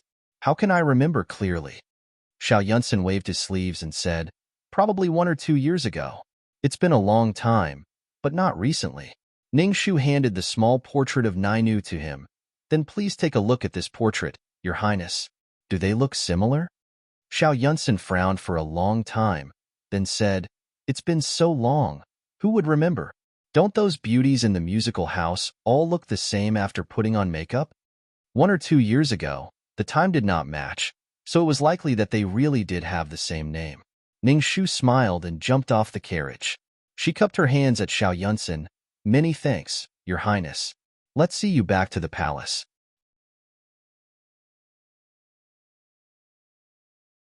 Chapter 61. Huiyamo asked, Where are we going to investigate next? Ningshu thought for a moment and made a decision. Let's go to the Ministry of Revenue first. Ningshu turned around and left, but she saw Huiyamo standing in the same place and didn't follow her. She looked back at him in surprise. Huiyamo's face was irritable. Don't you feed your horse? First, you made a scene at Prince Yu's residence. Then you waited outside the palace for 3 hours. Then you came to the pleasure boat, then the big boat, and finally you waited by the lake until now. I say, Lady Ning, if you want the horse to run, you have to feed the horse first. Too ruthless, too ruthless. This Lady Ning looked soft and weak, but how could she run like a spinning top? In the past, when she was with the air, she didn't even feel so tired. Only the heavens knew how he had managed to survive on that ship that was filled with the aroma of delicious food and wine. Every day felt like a year. Ningshu laughed. She didn't have a good life in her previous life. She was used to being hungry and forgot about this. She hurriedly said, Sorry, I know a very delicious wonton shop nearby. It has been passed down for generations. I will treat you to 3 big bowls of wonton as an apology. After all, she still had to rely on the horse's strength later, so she couldn't treat it too harshly. Such a good and free horse, after losing one, Xiahou Qing wouldn't lend her a second one. Soon, the two sat in front of the wonton shop. The shop's business was very good. The boss knew Ningshu, so he reluctantly squeezed out 2 seats for them. After eating 3 bowls of wonton, Huiyamo put down the bowl with satisfaction. He sighed and wiped his mouth. Why are we going to the Ministry of Revenue? Ningshu had also just finished her second bowl and slowly said, She left for the capital 5 months ago. Everyone who enters the capital has to be checked at the city gates. After the guards at the city gates confirm their identity, they will be registered and sent to the Ministry of Revenue for their records. All the things that can prove her identity on the pleasure boat are gone. Now we can only go to the Ministry of Revenue to try our luck and see if we can find any clues. When she saw that Huiyamo was no longer eating, she smiled and got up. Are you full? Then let's go. Huiyamo let out a wail and had to accept his fate and continue to the next station. When they arrived at the Ministry of Revenue, it was already completely dark. Fortunately, the Ministry of Revenue had arranged for people to be on night duty. Since they had already obtained the Empress's approval to investigate the case, Ningshu didn't need to hide her identity. She directly handed over Duke Ning's token, and the bailiff on night duty let them pass. Originally, Huiyamo thought that it would take at most 2 to 4 hours to find out the truth, but he didn't expect that the more he investigated, the more serious Ningshu's face became. Then, they spent the whole night investigating until dawn. The morning bell of the Wanfo temple in the suburbs had already rung. Only then did he take sluggish steps out of the main gate of the Ministry of Revenue. There was only one feeling. His brain was about to explode. He stared numbly at Ningshu, who was walking in front of him with furrowed brows and deep in thought. Not a human, not a human. He had finally found a second person who looked like the crown prince. These people were not human. A whole night of hard work did not help Ningshu in the slightest. Instead, it made her even more confused when she found out the information. It was as if she had peeled off a mystery with great difficulty, but it was followed by another mystery, and then she opened it up again and again. How could it be like this? She rubbed her tired temples and decided to go back and rest for a while. When she woke up, she would reorganize her thoughts. Suddenly, she saw Zigue rushing over in a hurry. Ningshu immediately became alert. Something happened? Zigue was a secret guard and would not easily leave the Yun residence if there was nothing wrong. Miss, the blood letter appeared again. This time, it was a word, absolute. Zigue's face was very tense. He pursed his lips and added, This time, I saw it with my own eyes. Blood suddenly seeped out from the ground, and then slowly condensed together to form the blood letter. There was no one around.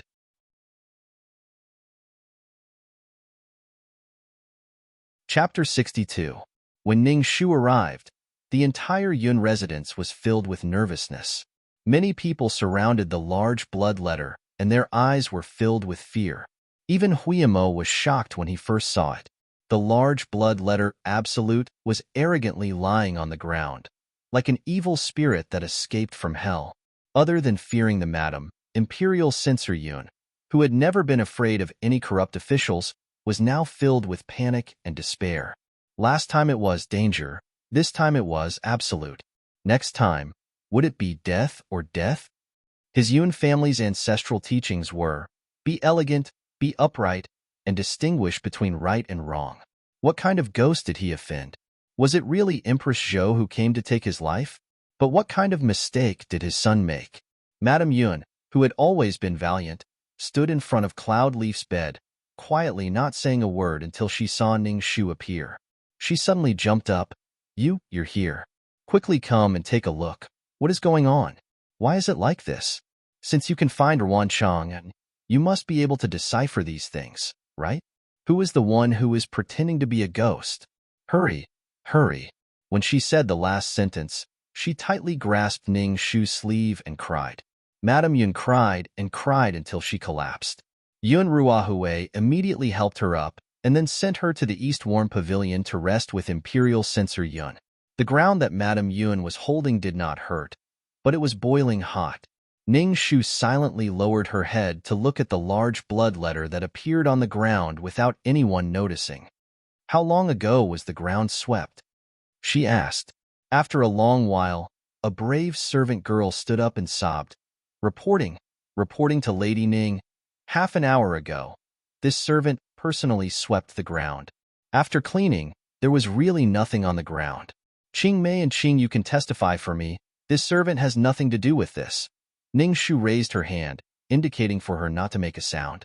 Then, her cold and calm gaze slowly swept over everyone's faces. It swept over these servant girls, swept over Imperial Censor Yun, Madame Yun, Yun Ruahue, and finally landed on the unconscious Cloud Leaf on the couch. So, you feel like you've reached a bottleneck? The nights in the South Pacifying King's Mansion were always warmer than other places. The gurgling water flowed from the bamboo pipes into the bamboo mirror, which was then scooped up by Xiahou Qing and slowly poured into the wind mantis. Tonight, Xiahou Qing did not wear his fox fur coat. He only wore a black cloak on the outside. Under the candlelight, the red plum blossoms on his snow-white neck looked like blood. The red plum blossom on his neck was too eye-catching, almost causing her to be lost in thought. Yes. She took off the veil hat on her head and handed it to the servant girl. Then, she sat opposite Xiahou Qing inside. Her expression was a little distressed, and she told him what she had discovered in the past 2 days. According to Chun Yang, Nainu set out to the capital 5 months ago. According to the distance between Qingzhou and the capital, it would take at least 5 days and at most half a month to arrive. However, I searched the Ministry of Revenue for more than 2 hours, and found a total of 247 people who came to the capital from Qingzhou in the past 6 months. Among them, none of them were called Nainu. However, I did find this living contract signed by her and the brothel mother of the pleasure boat in the musical house's register. The signature was, Nainu, December 10th, year 24 of natural selection. When I found this, I felt very strange, so I continued to search, starting from the most recent time.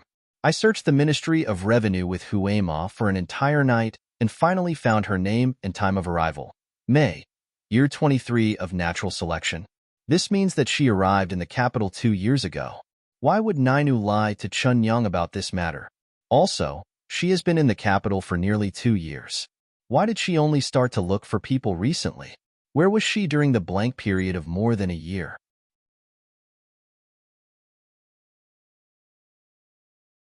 Chapter 63. She originally thought that Nainu was just a minor character who was implicated in this case. She didn't expect that the more she understood, the more she felt that Nainu was a mystery. On the table in front of Xiaoqing was a jade pot of spring. Inside the bottle was a peach. Ning Shu stretched out her finger and lightly touched the center of the petal, which looked like a butterfly's antennae. Her voice was like the butterfly's antennae, delicate and soft, with a hint of annoyance and unhappiness. There's also that female ghost's bloodletter. I actually already have a suspect in my heart, but why would that person do this? Other than frightening the entire residents of Yun and making it uneasy, what other meaning does this have? From dangerous to absolute, what is it hinting at? The promised 15 days were getting shorter and shorter. There weren't many clues, but the implications were getting wider and wider. This made Ning Shu a little anxious. Xiaoqing said unhurriedly, "Since the above question can't be solved for now, why don't you tell me what other doubts you have in your heart? For example, Prince Ku." Following his guidance, Ning Shu's disturbed state of mind calmed down once again, and she tried to sort out the mess. She borrowed a ladle of cold water from Xiaoqing's book and dipped her finger in it. She slowly wrote the word "one" on the table in front of her. I heard Xiao Yunsen mention before that Prince Ku's residence had a 9-1 or 2 years ago, but at the time I thought that the timing didn't match and that it was just someone with the same name. Now it seems that there's a big mystery behind it. Is the Nainu from Prince Ku's residence and the Nainu on the moon-embracing lake the same person? Why did an outsider like Xiao Yunsen remember that there was a Nainu, but Prince Ku, the master, said that he couldn't remember clearly? Was he really blinded by love and forgot? This is the first reason. Nainu's purpose in coming to the capital was very clear: to look for someone. However, the identity of the person she was looking for was tightly concealed, and she refused to mention it to anyone. Even Chunyang, who was her best friend, was also tight-lipped. What was the identity of that sister? Why did she have to be so tight-lipped? This is the second reason. After writing these 2 words, she lowered her eyes and began to think again. The water droplets on her fingertips were a little cold, slowly taking away the warmth from her hands. However, she didn't realize it at all. She only tried her best to sort out the mess in her mind one by one, and sort it out clearly. Xiaoqing didn't want to disturb her. He took the tea cake from Josie, broke off a small piece, put it into the teapot, and carefully ground it. When the water in the teapot was boiling, he poured the ground tea into it and slowly stirred it. The aroma of tea instantly filled the entire room. It was fresh and refreshing, making one's soul feel refreshed. Ning Shu's blocked thoughts suddenly became clear. She raised her finger and wrote the next number 3. After the bloodletter incident, I took the opportunity to test Yun Ruahue. I asked him if he went to the moon-luring lake on the night of Cloudleaf's accident. He admitted it. The reason was that he heard that Cloudleaf went there to compete in poetry. He was afraid that it would cause trouble, so he went to check on the situation. He didn't expect to run into a servant who said that Cloudleaf was missing, so he went to the boat to ask. As for the previous time, he gave the explanation that he heard Nainu's beautiful singing. That day, he passed by and wanted to have a feast for his ears. He didn't expect that Nainu would be taken away by someone else. At first, his explanation sounded reasonable, but there was a loophole. Even if he went to the boat to look for someone, when he heard that Cloudleaf and Nainu weren't there, he should have immediately gotten off the boat and continued to look for them. Why did he have to wait there for a full 15 minutes? He was a well-known fine young master in the capital. How could he have a connection with a prostitute? This is the third reason.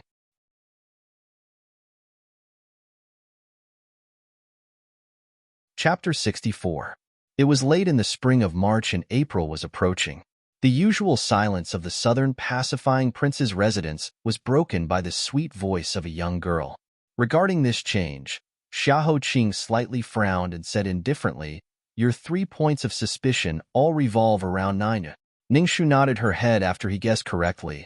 "Yes, I want to investigate her background. Maybe it will help solve the case." Xiaoqing casually replied, "Then go investigate." Ningshu still had a problem. First, we need to investigate the first doubt.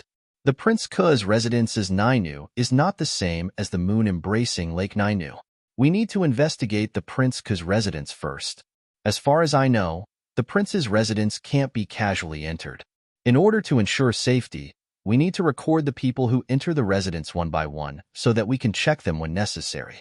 However, The records of the prince's residence are strictly controlled and the Ministry of Revenue can't find anything. So, she hesitated for a moment, and then her pair of watery eyes suddenly turned and fell on Xiahou Qing. Her eyes were full of expectation.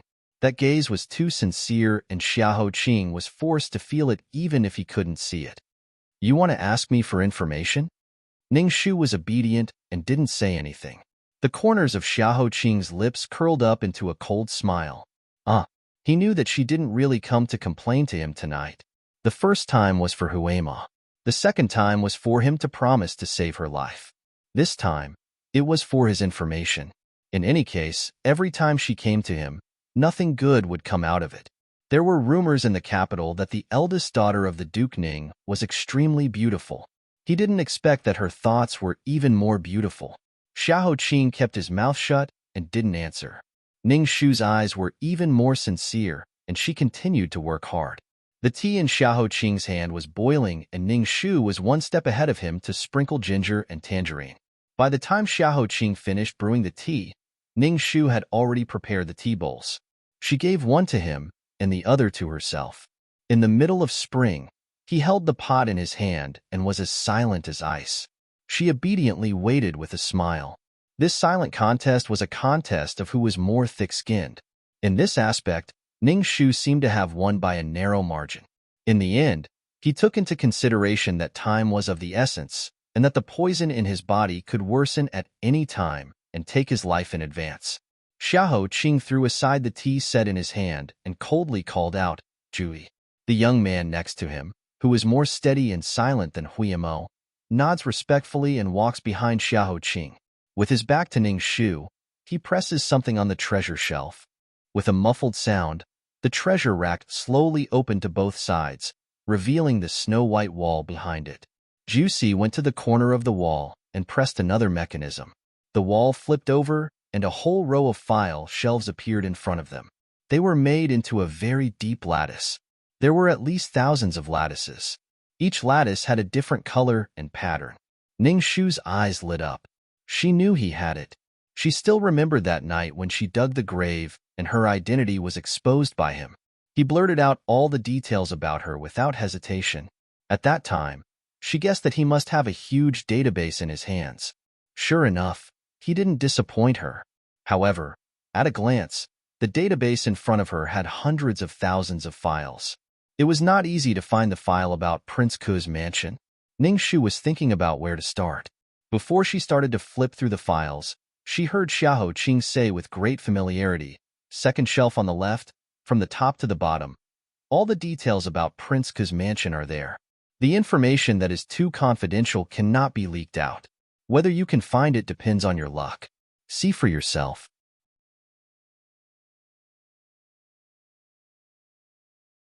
Chapter 65. She thought that she had a good memory, but she didn't expect that this person was even better. He was able to quickly name one of the thousands of books. Ordinary people couldn't do it, but it was a pity that he was blinded later. She quietly looked at his eyes.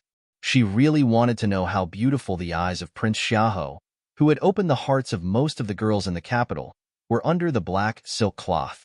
Of course, Ning Shu didn't dare to say this in front of him. She could only sigh and carry out the hundreds of scrolls in the fifth compartment according to his instructions. TSK. So heavy. Tonight, in order to hide the truth, she and Huema came quietly and didn't even bring forsythia. Huema was a servant of Lord Pingnan's mansion. When he came back here, she couldn't order his servant in front of Xiahou Qing, the master. So now she had to move all the scrolls out alone. She was so tired. She glanced at the person behind her who was sitting calmly and drinking tea. She was immediately angry. He didn't even ask for help. He really didn't know how to be gentle with women. Ning Shu cursed in her heart and started to do business. Even though Prince Ku's residence only served one master and had a small population compared to the aristocratic families in the capital, since the establishment of the residence until now, the large and small files were piled up in one place. Flipping through them would make one's eyes dizzy. Solving a case was really a laborious work. "Your Highness, can you lend me someone to look for it with me? After all, I spent the whole night in the Ministry of Revenue to investigate the case." Ning Shu tried to act pitiful. Xiahou Qing was indifferent and didn't buy it. Why did I hear that you had enough sleep during the day and didn't wake up until it was time for dinner? It's reasonable to say that you should be full of energy at this moment. You can do it alone. Ning Shu only had 2 words left in her mind: accept her fate. After reading the files, they were put aside and gradually piled up. The sound of the water dripping in the courtyard indicated the changes of the sky, the stars, and the moon. Soon, it was late at night. Ning Shu rubbed her temples and looked up from the pile of files. She found that Xiahou Qing didn't leave, but silently sat on the soft couch next to her. The embroidered cloak with dark cloud patterns slid down and stopped on his elbow. He didn't pay attention to it. Only the finger bone in his palm was still gently twisting. The sparrow he raised was already fast asleep on his shoulder. He just sat there quietly under the window, motionless, like an immortal made of ice. Ning Shu whispered, "It's so late, Your Highness. Don't go to bed?" Xiahou Qing said slowly, "What's the rush? You'll have plenty of time to sleep after I die." "What did you find?" Ning Shu shook her head. "Not yet, but it should be soon." After listening, Xiahou Qing nodded slightly and continued to be silent. In front of his eyes was still the deathly stillness of the ink-like darkness. In his ears, he heard the faint sound of a book being flipped, the girl's shallow and even breathing, and the light rustling of her clothes when she occasionally stopped to rub her temples to refresh herself. He deliberately didn't let Jusi and Huema help her. This woman was like the sparrow he raised on the shelf. She looked obedient and harmless, but in fact, if he didn't feed her enough, her sharp beak would peck his palm. She dared to plot against him again and again. If he didn't give her some bitter fruit, she would be more unscrupulous in the future. Ning Shu suddenly raised her head from a scroll, her eyes extremely bright. She waited until the end of the hourglass mark had passed before she raised her head. Nainu really appeared in Prince Ku's mansion. I found this record. On the 17th of May, the 23rd year of Tianzi, Song Nainu entered Prince Ku's mansion. On the 22nd of July, she left the mansion.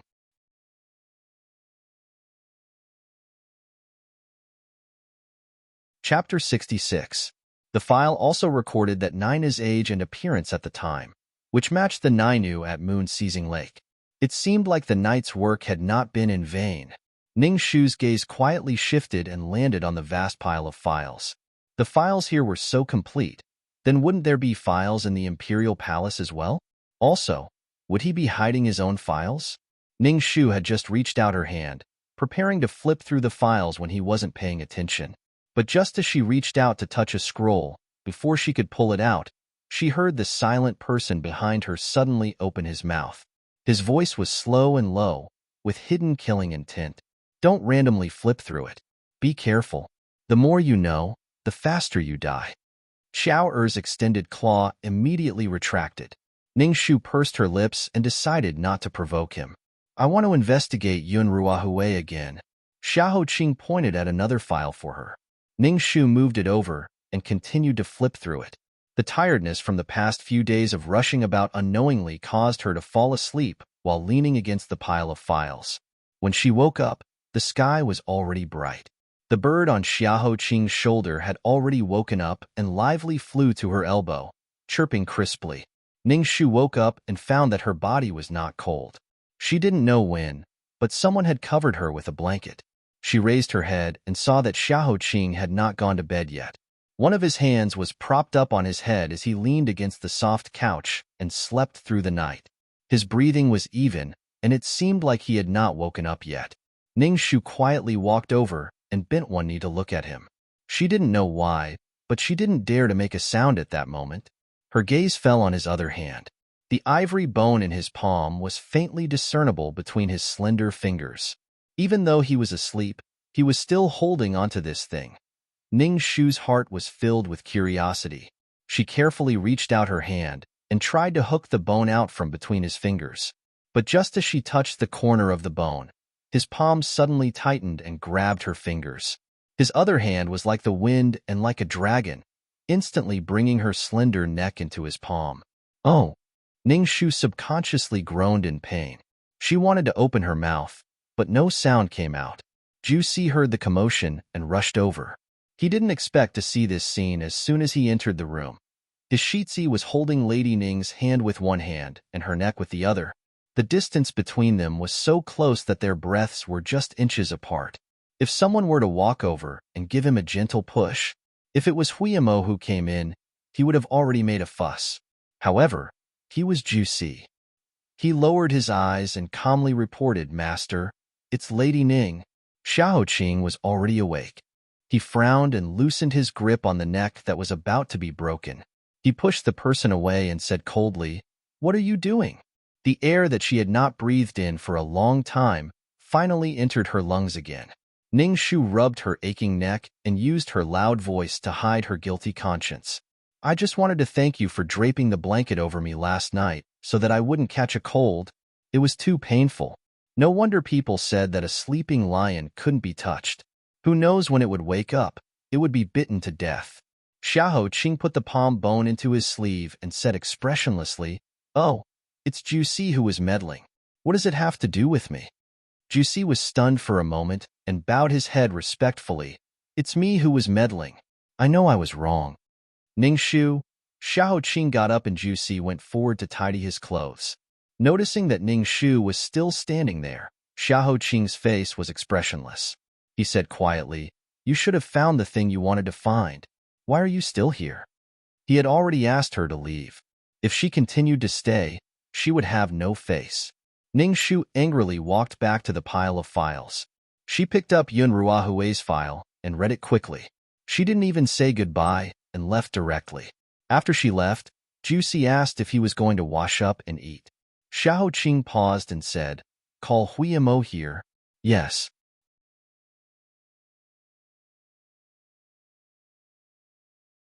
Chapter 67. Hearing the Crown Prince's call, Huiyamo rushed over like a cheerful sparrow and said expectantly, "Master, are you calling me back to serve you? I don't need to follow Lady Ning anymore, right?" Xiao Qing followed the sound of the birds and walked to the front of the flower and bird rack. He grabbed a handful of bird food and stretched out his hand. Two tender yellow sparrows flew over and used their tender red beaks to peck and play in his palm. Xiao Qing felt the soft life in his palm and said faintly, "Continue to follow her. You don't need to go back until this case is over. Also, remind her to take a look at Phoenix Terrace when she has time." Hearing this, Huimo's incomparably cheerful face suddenly collapsed. He was indescribably sad and miserable.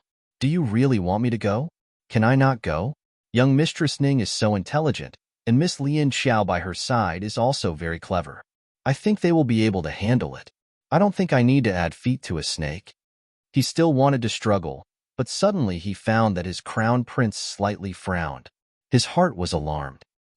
He quickly raised his hand and gently patted his mouth and respectfully said, "Master, I understand."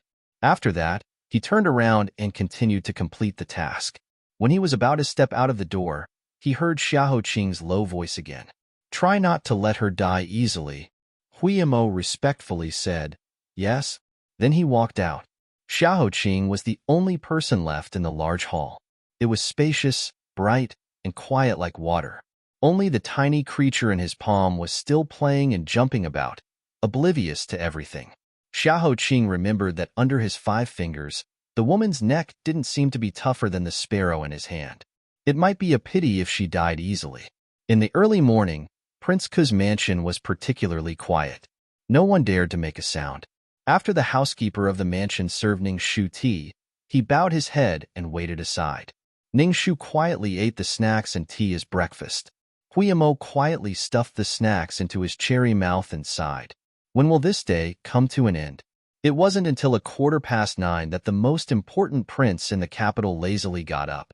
With him, the entire palace immediately came to life. More than 10 servant girls served Xiaoming Lan like a myriad of stars surrounding the moon. One of them went to the main seat and laid down. Another picked up a cup of tea leaves and a cup of top-grade sparrow tongue for him to rinse his mouth. Another stood behind him and massaged his head to wake him up. The rest of the servants carried basins of water, hot towels, and dozens of dishes.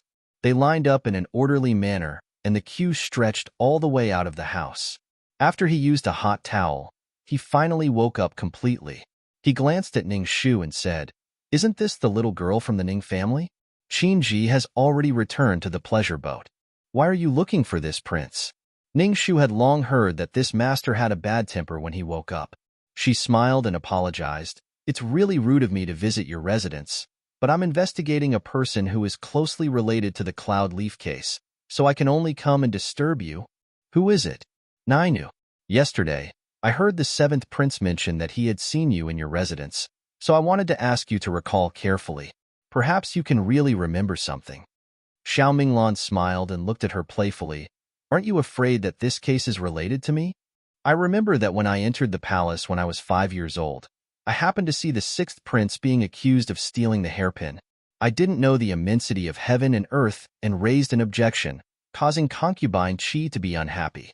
It was you who stood out and used children's words to smooth things over for me and saved me from punishment. Therefore, I respect you and believe you." In that life, Xiao Minglan was an idle and stubborn prince until his death.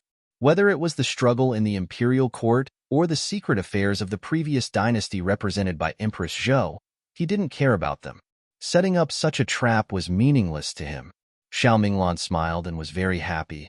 "I happened to pass by at that time, but I thought that you were very interesting and joined in the fun. You actually remembered it until now. Forget it. I have nothing to do anyway, so I'll help you." He waved his sleeves to summon the housekeeper and listened to the housekeeper whisper a few words. Not long after, Xiao Minglan slowly recalled, "Oh, so the Nina you were talking about is that girl. There was indeed such a person in my residence. 2 years ago, to celebrate the old concubine's birthday, I bought a singing troupe and found that there was a little girl in the troupe who sang very well. At that time, I wanted to make someone happy, so I asked her to teach me how to sing. That girl worked very hard and sang until her voice was out. After a long time, I forgot her name. I only remember that there was such a person." Later on, there was the anecdote of Prince Ku singing for 3 days and 3 nights at the flower pavilion, forcing the red door to open.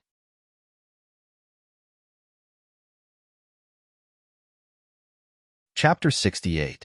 Ning Shu said, "At that time, you were learning songs from her every day. You should have had a lot of contact with her. May I ask if your highness still has any impression of her?" Xiao Minglan had almost recalled. That girl was interesting. She insisted on singing even when her voice was broken. I asked her if she was working so hard for something. She said that she came to the capital to look for someone. She wanted me to write a note for her to ask the Yamen. It was just a small matter. I wrote a note for her. That girl thanked me profusely. After a few days, I inadvertently asked her if she had found the person. She said that she had found the person, but he was already dead. Later on, after the old concubine's birthday celebration and the person I wanted to coax, I let the troupe out. Did she say who she was looking for at that time? Sister or something like that. I can't remember clearly. Then where did she go after leaving your prince's mansion? You go to find the third prince. He bought the troupe that he liked.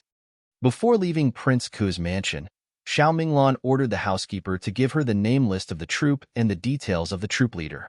Ning Shu thanked her and left. After leaving the prince's mansion, Hui Imo muttered, "This Nainu is really strange.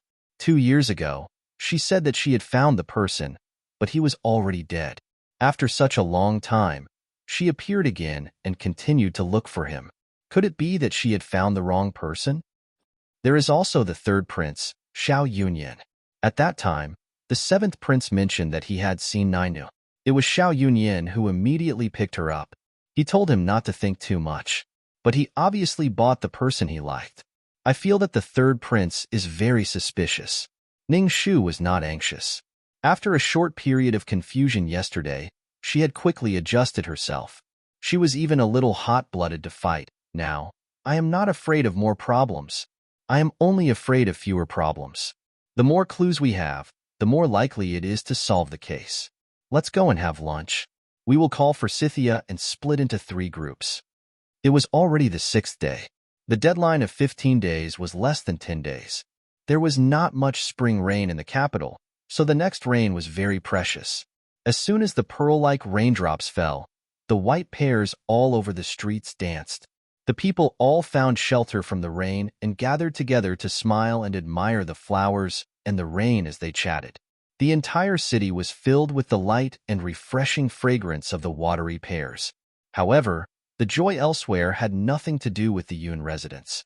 A maidservant of the Yun family held an umbrella and welcomed Ning Shu into the mansion. She walked through several red doors, made a turn, and went through a long corridor to Cloudleaf's courtyard. Along the way, they didn't see many people. Occasionally, they saw a few servants, but they hurriedly saluted Ning Shu and walked away quickly. The rain gradually became heavier, and the sound of the raindrops hitting the blue tiles was particularly clear. Other than the sound of the rain, there was only the sound of the medicine being boiled on the medicine stove. There was nothing else in the courtyard. Ning Shu looked into the room through the window lattice. Yun Ruahue was guarding by Cloudleaf's side.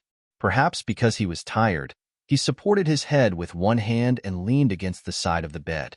Beside him, the housekeeper mother said softly, "Last night, young master vomited blood again." It was the eldest young master who took care of him and guarded him the whole night. Ning Shu nodded and looked at the unconscious Cloudleaf on the bed.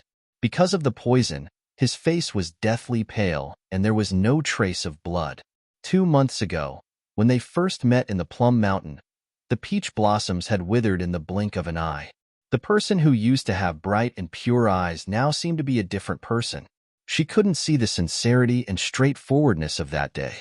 Only the 4 small, blood-red plum petals on the side of his neck were quietly blooming. It made Ning Shu think of the red spider lilies that bloomed at the gates of hell.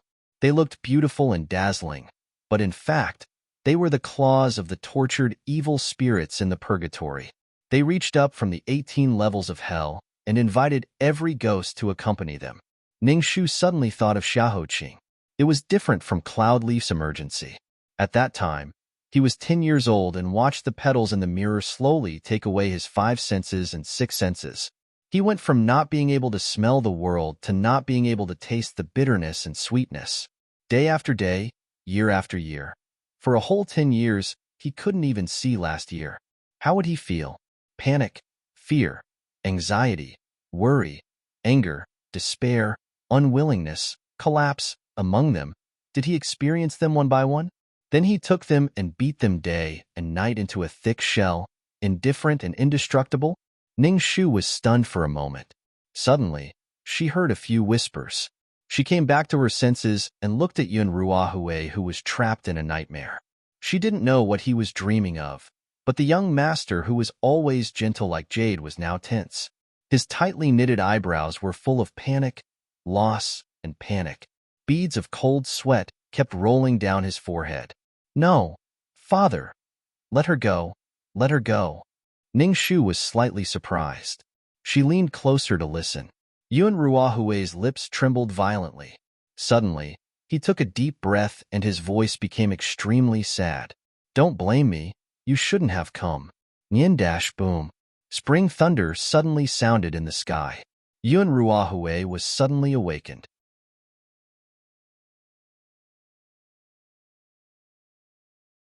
Chapter 69. Yun Ruahue abruptly opened his eyes, as if he had not yet pulled himself out of the nightmare.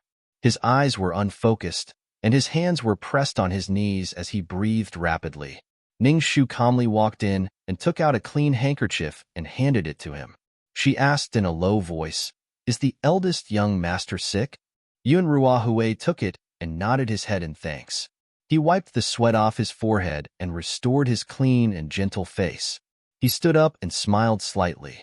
"I was just dreaming of some things from the past and lost myself for a moment. Just now, did I say anything nonsense?" Ning Shu calmly shook her head. It was raining heavily outside. "I didn't hear clearly."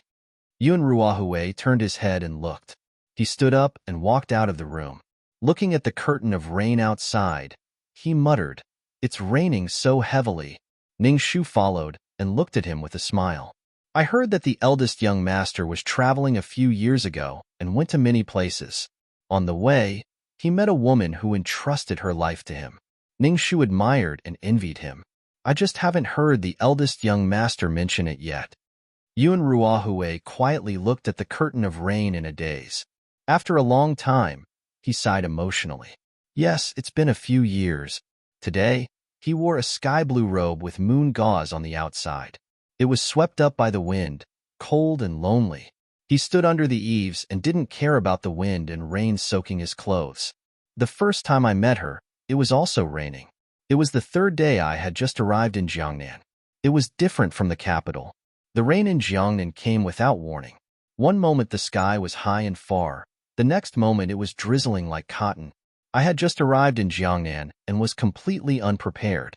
I was drenched from head to toe. I hurriedly looked for shelter and accidentally bumped into her. She was holding a lotus leaf, and the green plum blossoms were scattered on the ground. The paper umbrella was also swept away by the wind. Her hair was wet, and she stared at me and yelled for compensation. A smile gradually appeared on his face as he fell into a distant memory. Coincidentally, I didn't bring my purse that day and couldn't find a single copper coin on me. I was so embarrassed that I wanted to ask her to follow me back to the inn to withdraw money. She suddenly took 3 steps back and looked at me suspiciously. Are you going to tell me that I'm really ashamed and didn't bring any money and that I'll have to trouble Miss to come back with me to get some money? I said, Ah, how did you guess? She sneered and looked at me, then shouted, Come quickly, gentlemen. There's someone here who looks like a human and a dog. He's a kidnapper. I was stunned. Then, I saw more than a dozen villagers surrounding me with wooden sticks and poles. They wanted to take me to the yamen. I tried to explain, but no one believed me. When I turned around, she had already run away. Then I was locked up in the yamen for a night. It was too embarrassing. I've never. He shook his head and laughed softly. His jade-like face was especially handsome. She could tell that being locked up in the yamen was very hard, but his memories were very sweet. Ning Shu, who was in the audience, was also affected by his emotions. Her lips curved into a smile. The second time we met was also an accident. That day, I made an appointment with a new friend to give him a painting to admire. We met at Brocade Weaving Pavilion.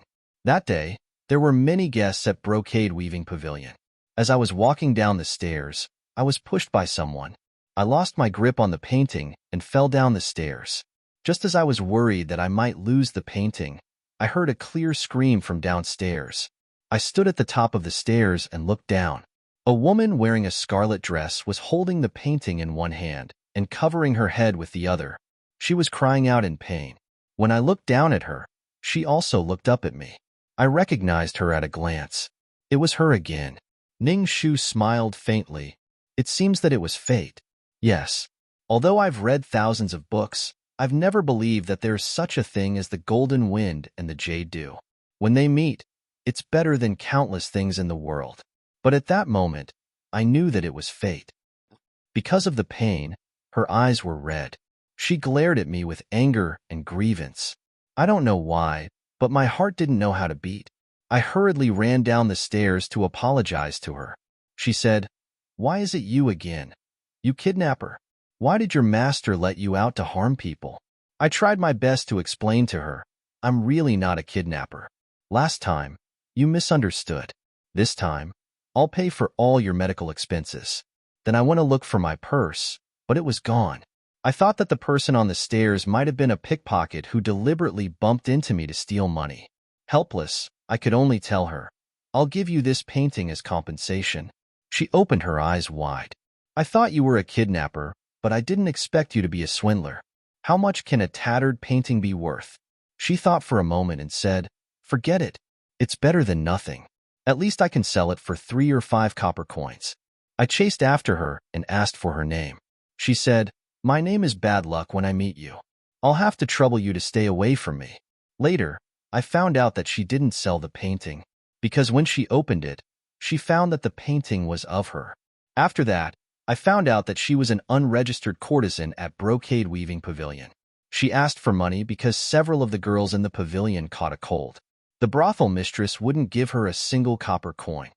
Ning Shu listened attentively and asked, and then, his expression suddenly became complicated. Another bolt of lightning came from the horizon, and the rain became even heavier. His clothes were completely soaked, but he didn't care at all. After a long time, he closed his eyes, his long eyelashes trembling. She's dead.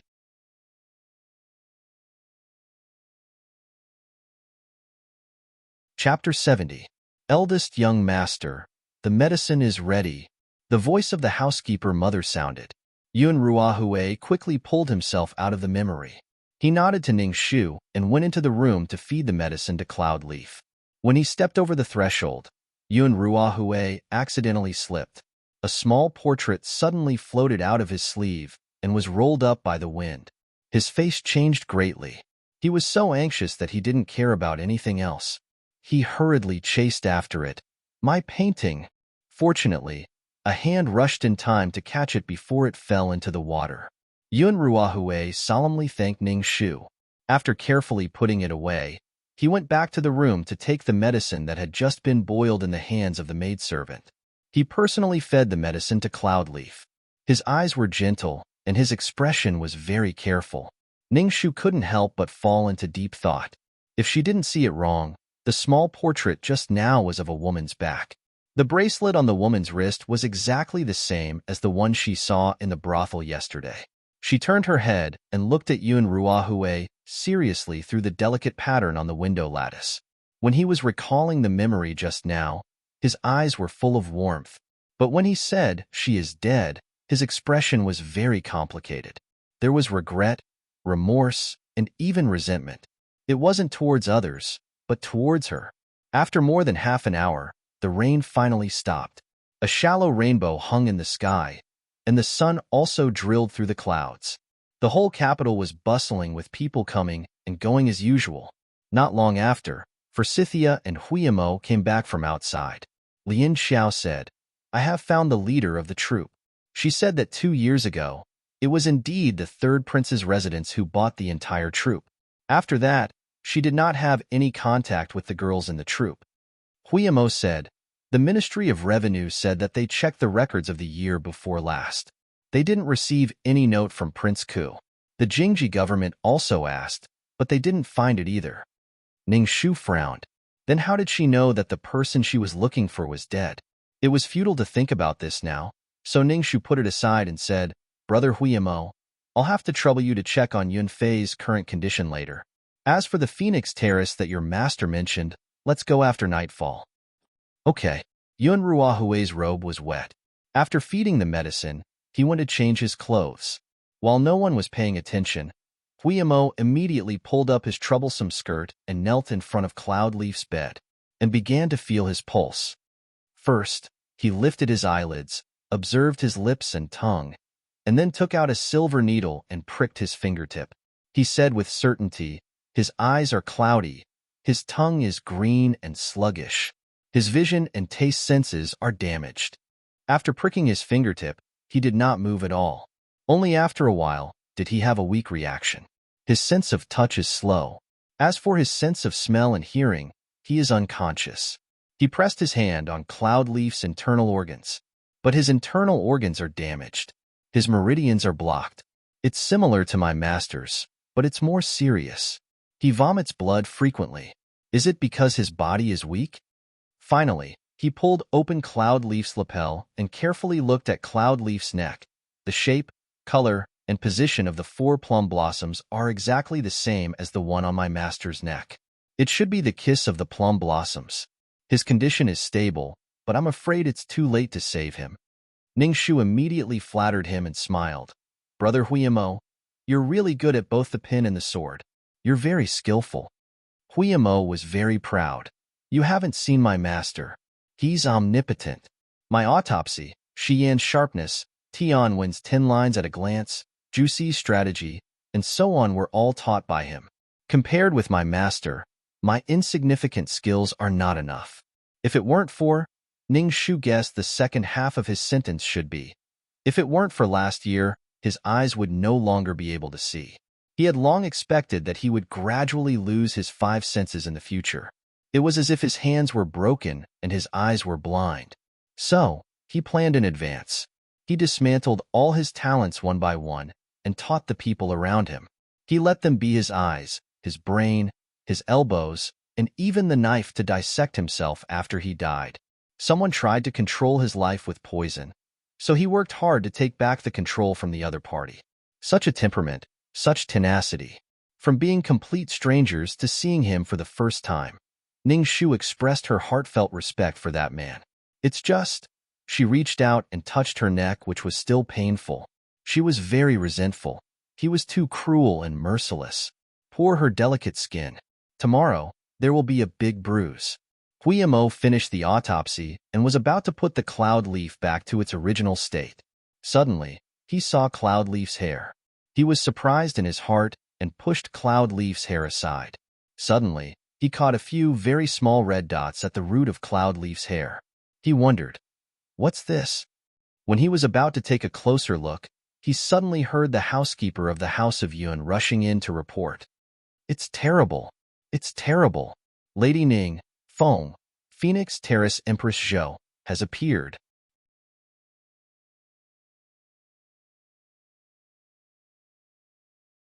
Chapter 71. 25 years ago, Phoenix Terrace was built with gold and jade. It cost millions of silver, not to mention the dendrobium pearls shipped from Donghai, the top spices, jade and jewelry from the western region, and various rare animals, stones, and herbs from the 4 prefectures of 9 regions. Back then, the Phoenix stage was so glorious that it was like an intoxicating fairyland. But now, dusk was about to fall, and the last rays of light shone through the sky. When the last trace of afterglow shone, the immortals would hold flowers, and the sun and moon would replace each other. Ning Shu stepped on the dark slate and looked at the crumbling ruins in front of her. It was as if she had entered a huge and barren tomb, and every corner seemed to be hiding ghosts. It had just rained, and everything was wet. The tip of her nose seemed to smell the thick smoke of the monstrous fire decades ago. I really saw it. It's her. Empress Zhou really came back. Her ghost was floating in the air just now. Thousands of people knelt in front of Phoenix Terrace and kowtowed in panic. The leader of the elders pointed at the charred ruins in front of him with a trembling hand. Empress Zhou came back for revenge. The capital city is going to be finished, and the world is going to be in chaos. Yes, yes, yes, we all saw it. Everyone is going to be finished. The crowd burst into sobs of fear. Standing outside the crowd, Huiyamo couldn't help but frown and whisper, "One person may be lying, but hundreds of people saw it. It doesn't look fake." Ning Shu raised her head and quietly looked at the buildings that were currently charred. From left to right, from the flower washing pavilion that had been burned to the point where only its frame was left, to the towering Zhai Xinglu, and then to the Phoenix stage hidden behind the eerie shadow of the trees. His Majesty and Her Majesty are here. With a long shout, hundreds of young Qingwai came with swords and dispersed the crying crowd. "Get out of the way! Keep quiet! Kneel down to welcome him." They didn't expect that the news would attract His Majesty. Ning Shu and Huiyamo followed the crowd and knelt down. Wearing a bright yellow dragon robe, the Emperor and the Empress walked out of the dragon and phoenix carriage with a cold expression. The Emperor was close to 50 years old. In the past few years, there had been news that he was ill, but the majesty of the Emperor for many years still made him look dignified, especially at this moment. "We will see where the vengeful spirit is." He pushed away the Empress's support and personally walked into the abandoned garden. He scanned the surroundings. "Where are the ghosts? Where are the ghosts? Do you have the ability to appear in front of me?" Under the escort of the guards, he walked around but did not see a single shadow. A mocking expression appeared on the Emperor's face. He looked at the charred Phoenix Terrace and then at the terrified people kneeling on the ground. The flesh at the corner of his mouth trembled. He said coldly and angrily, "Today, I am here. Whoever dares to make irresponsible remarks and sneak around will be killed without mercy." The commoners all closed their mouths tightly in fear, no longer daring to use strange means to protect their heads. But just as the Emperor finished speaking, a commoner in the crowd suddenly pointed and said, It's here again. It's there." Ning Shu's gaze immediately followed the direction he was pointing at. Indeed, she saw that in front of the charred phoenix stage, there was a faint ghostly figure floating in the void. She couldn't see the figure's face clearly, but it really did seem to be wearing a phoenix robe, especially the phoenix robe with thousands of tassels made of pearls at the end. It was extremely beautiful. At this moment, even Ning Shu was shocked by this scene. Her pupils suddenly shrank. The elder who had been crying immediately fell to the ground. It really is Empress Zhou. I saw her when Phoenix Terrace was completed. At that time, she was wearing that phoenix robe with tassels. With a shout, tens of thousands of people wailed. Everyone began to panic. Your Majesty, the Empress suddenly cried out. The surrounding eunuchs and guards immediately put the Emperor into the dragon carriage to send him back to the palace. The other guards all rushed to catch the female ghost. The sky quickly darkened. The ghost figure floated and scattered. As if it had sensed the people who came to catch her, it also quickly disappeared. The Empress stood in place. She narrowed her strict phoenix eyes and searched the crowd. She shouted, "Where is Ning Shu?" Ning Shu, who was called out, wailed in her heart. She braced herself and walked through the crowd to kneel in front of the Empress. She heard the Empress bend down and angrily whisper in her ear, "I don't accept that ghosts are causing trouble. There must be someone who is causing trouble to my court. If you can't get to the bottom of this matter, then you will be the murderer of this case. Do you hear me?" With a numb scalp, Ning Shu bowed her head and replied, "My daughter understands."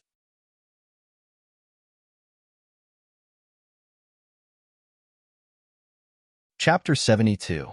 10 days later, the Golden Buddha will come to the capital.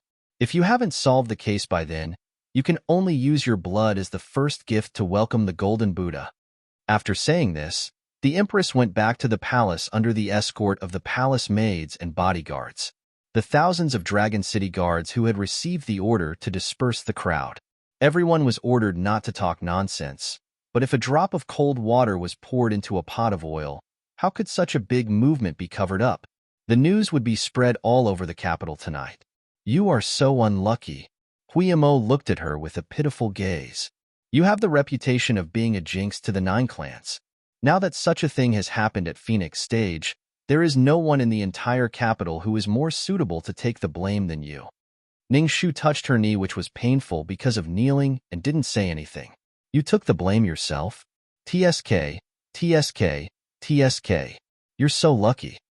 Huiyamo crossed his arms and continued to mutter. He had been used to women's clothes these days. He had become immune to the 2 lumps on his chest. Sometimes he deliberately squeezed them more. Ning Shu's mouth twitched. She squinted at him. Do you want to have dinner first? Why? Because you are going to do the autopsy later. Huiyamo blinked and asked curiously, How do you know? Empress Zhou burned herself to death. In order to create the perfect scene of Empress Zhou's resurrection, there must be the same dead body. Ning Shu shrugged and said, By the way, I remember there is a delicious meat pie nearby. You can get 2 if you buy it now. It will be sold out later. Huiyamo thought for a moment and felt that what she said was very reasonable. He quickly went to buy some meat pies and wrapped them in oil paper. When he was about to put them into his mouth, he heard the bodyguards who had been searching shouted, There is a dead body here. Is it little Empress Zhou? Huiyamo opened his mouth and paused. Ning Shu smiled and took the meat pies from his arms. She said, Young hero, let's go. The sky was already dark. Yang Chengwei had lit up lanterns all over the place. The corpse was found at the highest point of Zhaixing Lu, which was beside Phoenix Terrace. Compared to Phoenix Terrace, which had been completely burned into ruins, Zhaixing Lu wasn't too badly damaged. However, the doors and windows had long rotted away, leaving the place empty and leaking air everywhere. As soon as Huiyamo went upstairs, he stepped on the puddle beside the threshold. He quickly jumped over. Why is the puddle so serious? The guard who found the corpse said, Perhaps it was the rain that came in this afternoon. Lady Ning, the body is over there. Actually, Ning Shu had already discovered it without him saying anything. A charred corpse was hanging in the middle of this floor. A blood-red ribbon was wrapped around the corpse's neck, and the other end of the corpse was hanging from the ceiling beam. The light from the lantern shone on it, casting eerie shadows on the walls. The corpse was neatly dressed in the pearl phoenix robe that was rumored to be worth tens of thousands of gold. Huiyamo said, Wow, it's so expensive. Then he shook his head and said, Ah, it's too tragic. Then he began to take off his clothes. Ning Shu held her forehead and hurriedly sent the guards away. She leaned closer and whispered, Don't forget that you are a girl now. Huiyamo said without hesitation. What are you afraid of? I have several layers inside. Then he pulled out a few hairpins from his hair and took out a very sharp knife. Then he used the knife to cut open the interlayer of his clothes and took out a set of dissecting tools. He tore the clothes and quickly made a cloth to cover his mouth and nose. Then he dug in his chest and took out a few balls of raw garlic. Ning Shu was shocked. You?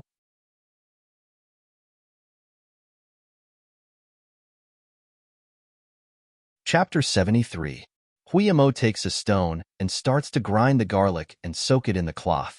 He says complacently, "Haha, how can I not take it with me? It took me 2 days to come up with this secret book. I won't teach it to anyone else. Isn't it smart?" Ningshu wanted to say that he didn't mind the smell, but after thinking about it, she decided to keep her mouth shut. She took the gloves and the cloth towel soaked in garlic juice from his hands and put it on. She helped him carefully carry the corpse down and lay it flat on a platform without any water. The body has been dead for a long time. There is a dizzying smell coming from it. Huiyamo goes to the door and takes a deep breath. He comes back and squats in front of the body.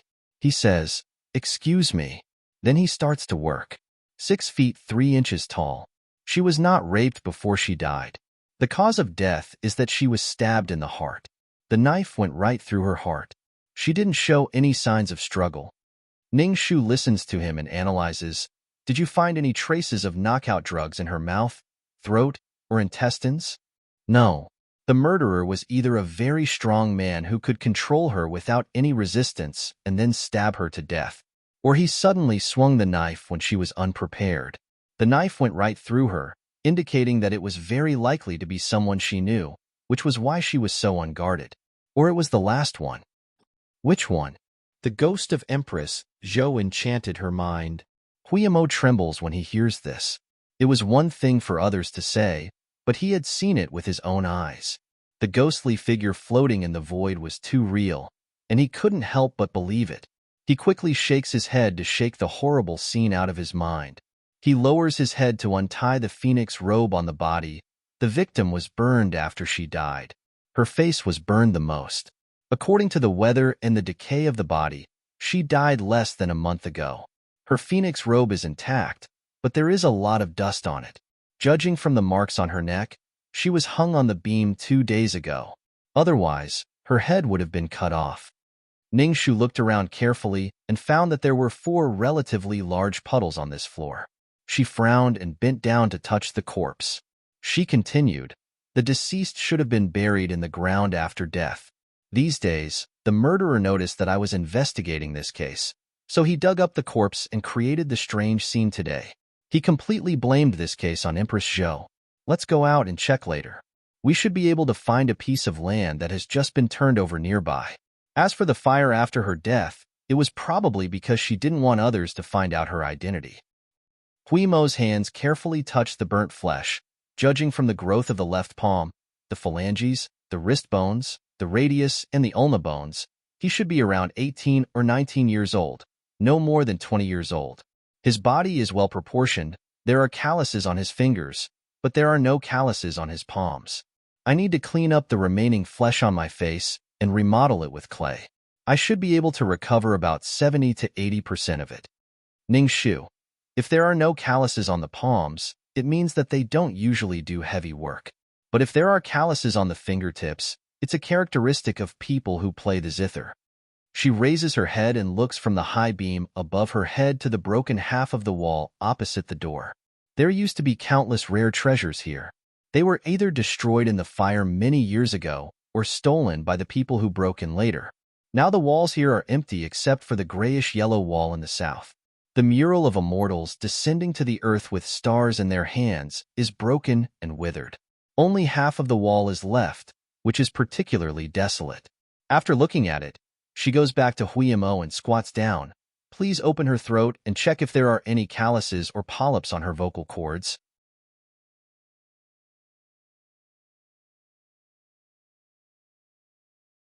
Chapter 74. Ningshu helped him to stabilize the neck of the corpse. Then Huiyamo cut the middle of the throat. Although the face of the corpse was badly burned, the throat was deep. Except for the inevitable decay, It was still well preserved. After a while, Huiyamo nodded. There are calluses. Ningshu pondered for a moment and showed pity in her eyes. It means that she used her voice too much for a long time and didn't take good care of it. She should be a singer in a brothel. In addition to practicing her voice every day, she also needs to practice some simple instruments. You have to reconstruct the face.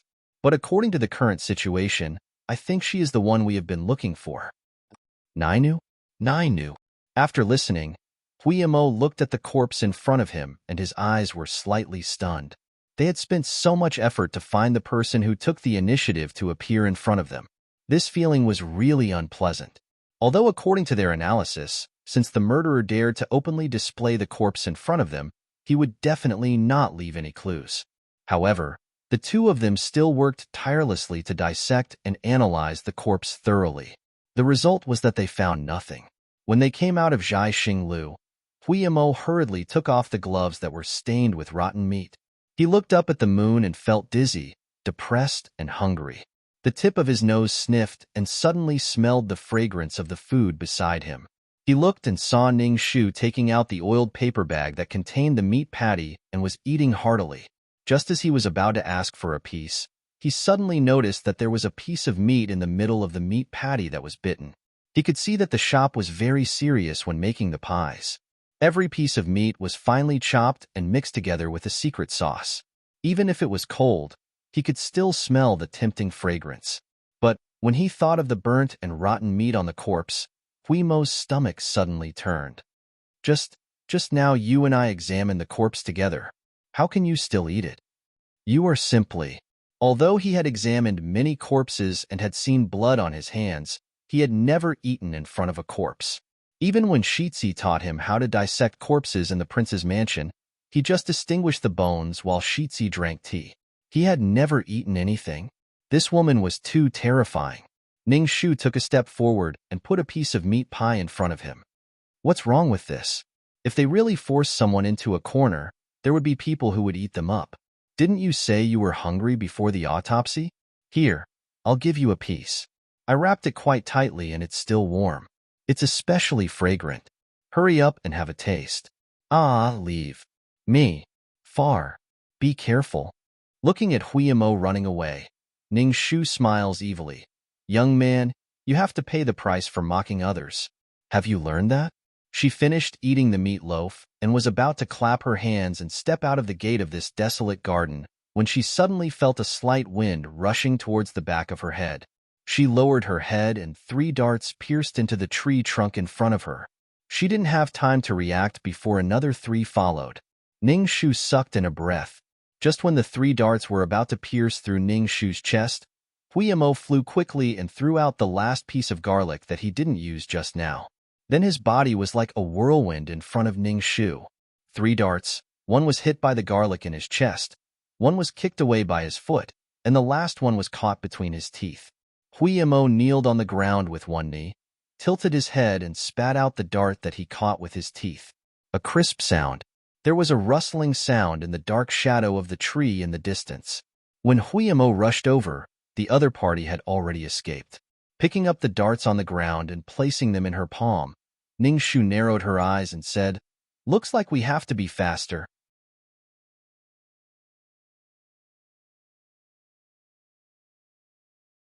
Chapter 75. On Phoenix Terrace, the ghost of Empress Zhou appeared in front of His Majesty. On the top floor of Zhai Xinglu, a charred corpse in a phoenix robe appeared. These 2 pieces of news spread throughout the capital overnight. An oppressive and fearful atmosphere pervaded the capital. Even the number of people on the streets had decreased significantly.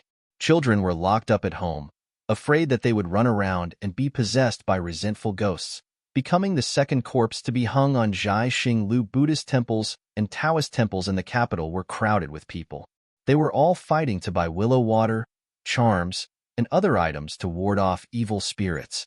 Even Bai Xiaosheng, who had always been a joker in Chasing Cloud and Chasing Moon Tower, became serious because of the female ghost. The name I didn't dare to say that day was Empress Zhou. I didn't expect that the more I didn't dare to say, the more it would happen. I heard the news from the palace that the Golden Buddha would enter the capital in 9 days. His Majesty was going to welcome the Golden Buddha into Wanfo Temple and let the light of the Golden Buddha shine on the entire capital from Mount Xiang. But this plan was disrupted by the sudden appearance of Empress Zhou's resentful ghost. His Majesty has now decided to suppress the Golden Buddha on Phoenix Terrace to disperse the resentful ghost. Will Consort Nguyen participate? Of course. I really hope that Consort Nguyen, the reincarnation of Guanyin, can use her Buddha's light to suppress the ghost in Phoenix Terrace. Don't let the female ghost run out and kill people again. Did you see the ghost yesterday? I saw it. My house is nearby. It's too scary. I didn't see it when it first appeared. When I heard that His Majesty went, I ran to see it. I saw with my own eyes that His Majesty had just said, "I'm here today. Whoever dares to talk nonsense and do evil will be killed without mercy." It didn't take long for the female ghost to appear and float in the air.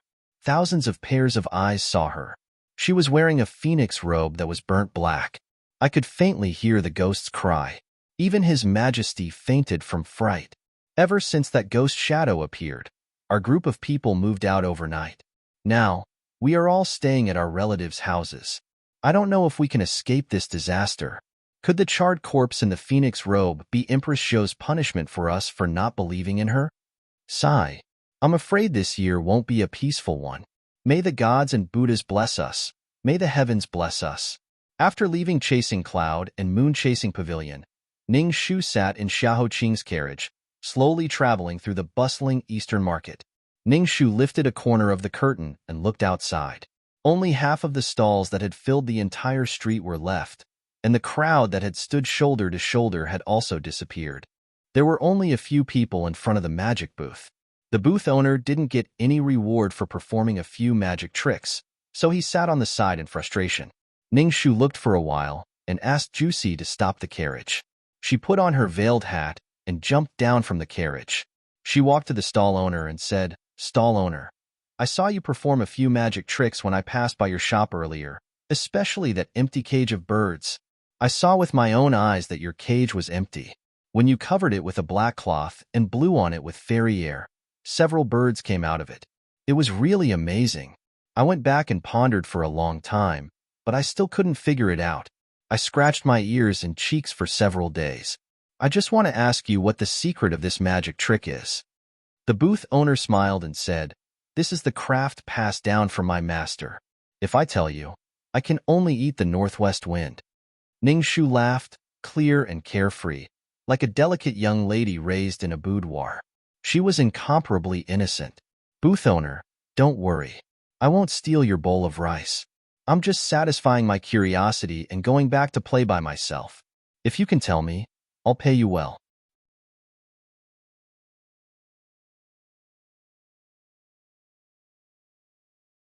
Chapter 76. The stall owner saw that she was dressed luxuriously and didn't seem like someone who was secretly learning from others. He also saw the small ingot of gold in her palm and immediately smiled. Actually, this magic trick is also difficult. It requires a long time of practice and refinement before it can become vivid and not be seen through.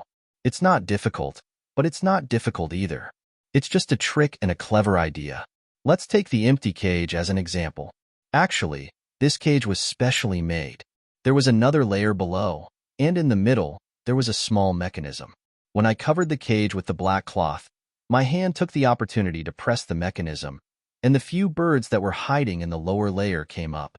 When I removed the black cloth, wouldn't the trick be completed? My mechanism is very secretive, and the audience won't come close to look. Naturally, they won't find anything. So that's how it is. What a clever idea. So the so-called magic tricks and illusions are nothing more than this. It's a success if you deceive people's eyes, right? Ning Shu clapped her hands and praised. Haha, yes, yes, yes. Miss is really smart. Ning Shu smiled sweetly and said, "Stall owner, my grandmother is celebrating her birthday next month. She also likes magic tricks very much. Can you teach me a few more tricks so that I can make her happy during the birthday banquet?" After receiving the ingot of gold, the stall owner was very enthusiastic. "Tell me what kind of magic trick you want to learn. Can you make flowers out of paper or flying peaches? I can also teach you the spirit monkey birthday banquet." Ning Shu said crisply. She is a follower of Guanyin goddess. I want to make a Guanyin goddess's image in the air. Do you have any good ideas? In the air? Yes. The stall owner showed a bitter smile. If I know what you want, I don't need to set up a stall here. I can just go to a Buddhist temple and become a senior monk. You are making it too difficult for me. Even my ancestor didn't have this ability. Ning Shu didn't have much hope. She thanked the stall owner and turned to get into the carriage. She shook her head at Xiahou Qing and said, I didn't get anything out of him. She picked up a cup of tea and moistened her throat. Her smile was slightly bitter. From last night until this morning, 3,000 young Qingwai have searched the entire Phoenix Terrace, but they couldn't find the mystery behind the appearance of the ghost shadow. Even if it was really a magic trick, it was too seamless and difficult to understand. Based on the current situation, Empress Zhou's ghost is probably the most plausible explanation. In front of her, Xiahou Qing slowly ground the bones in his palm and leisurely said, When I was 10 years old, my first plum blossom petal grew on the side of my neck. Father was furious and personally investigated the entire prince's mansion 3 times. He didn't find any problems. In the end, he beat my 8 closest bodyguards to death one by one. The remaining 86 people in my courtyard were all replaced, but he still couldn't prevent the second plum blossom petal from growing on the side of my neck when I was 17 years old. So far, I don't know how many batches of bodyguards have been replaced, but they still couldn't find the person who poisoned me. Even my father, after being mentally and physically exhausted, muttered to himself, Is there really a ghost in this world that can come and go without a trace? That's why this matter can be done so flawlessly. He sneered and asked, Do you think I believe it? Ning Shu slowly shook her head and answered, No. If he believed it, he wouldn't drag his sick body to the capital and wouldn't be standing in front of her at this moment. He also wouldn't spend so much effort to train Huimo, Shi Yin, and the others to be his eyes, mouth, hands, and brain, his left and right arms. He also wouldn't pin his hopes on a complete stranger like her and waste time with her. Xiahou Qing's knuckles knocked on the small table. Last night, someone wanted to kill you. I think this is good news. Yes. Ning Shu also agreed.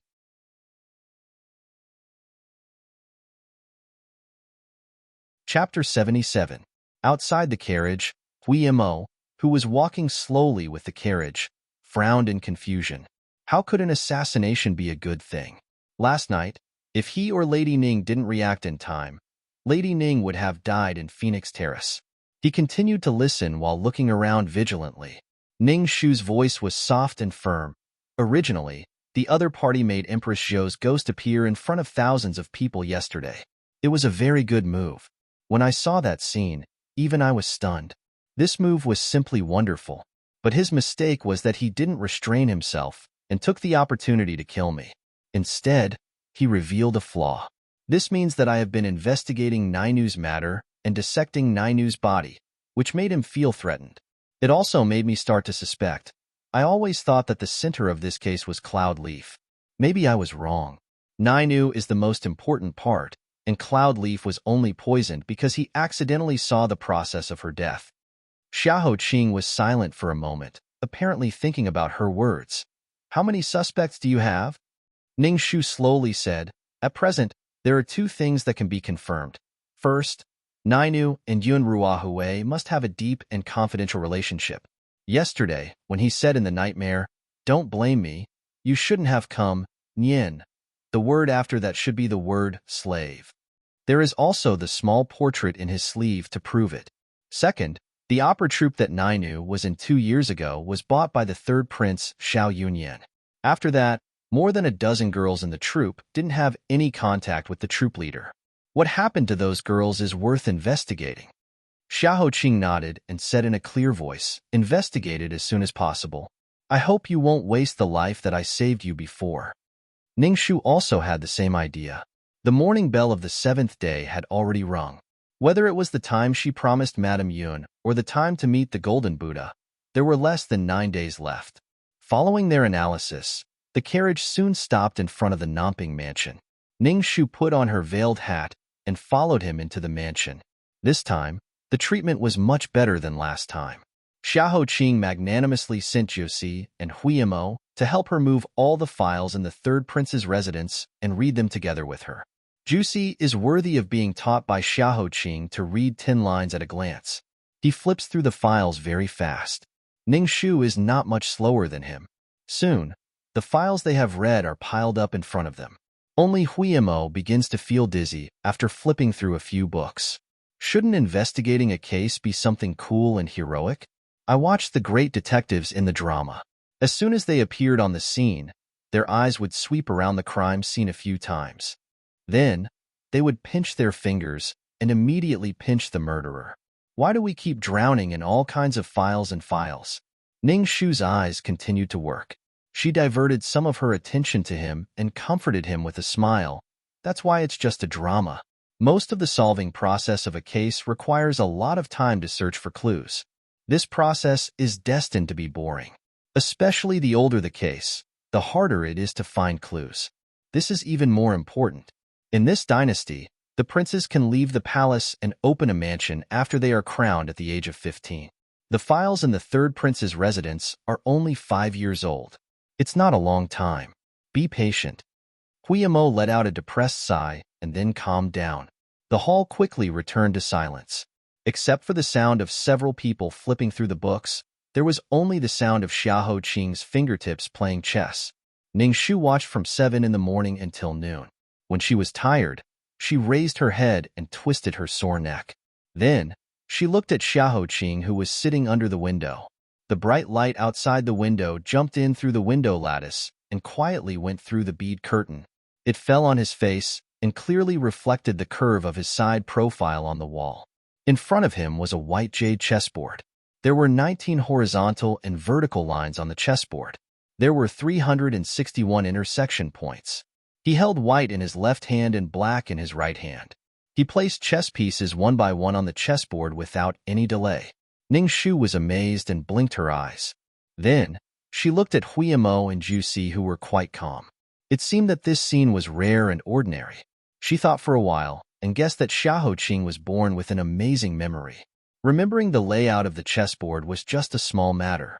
Even if God's favored son was blind, he would never allow himself to be disabled. This man was really respectable and scary. Ning Shu thought about her neck. It was still hateful.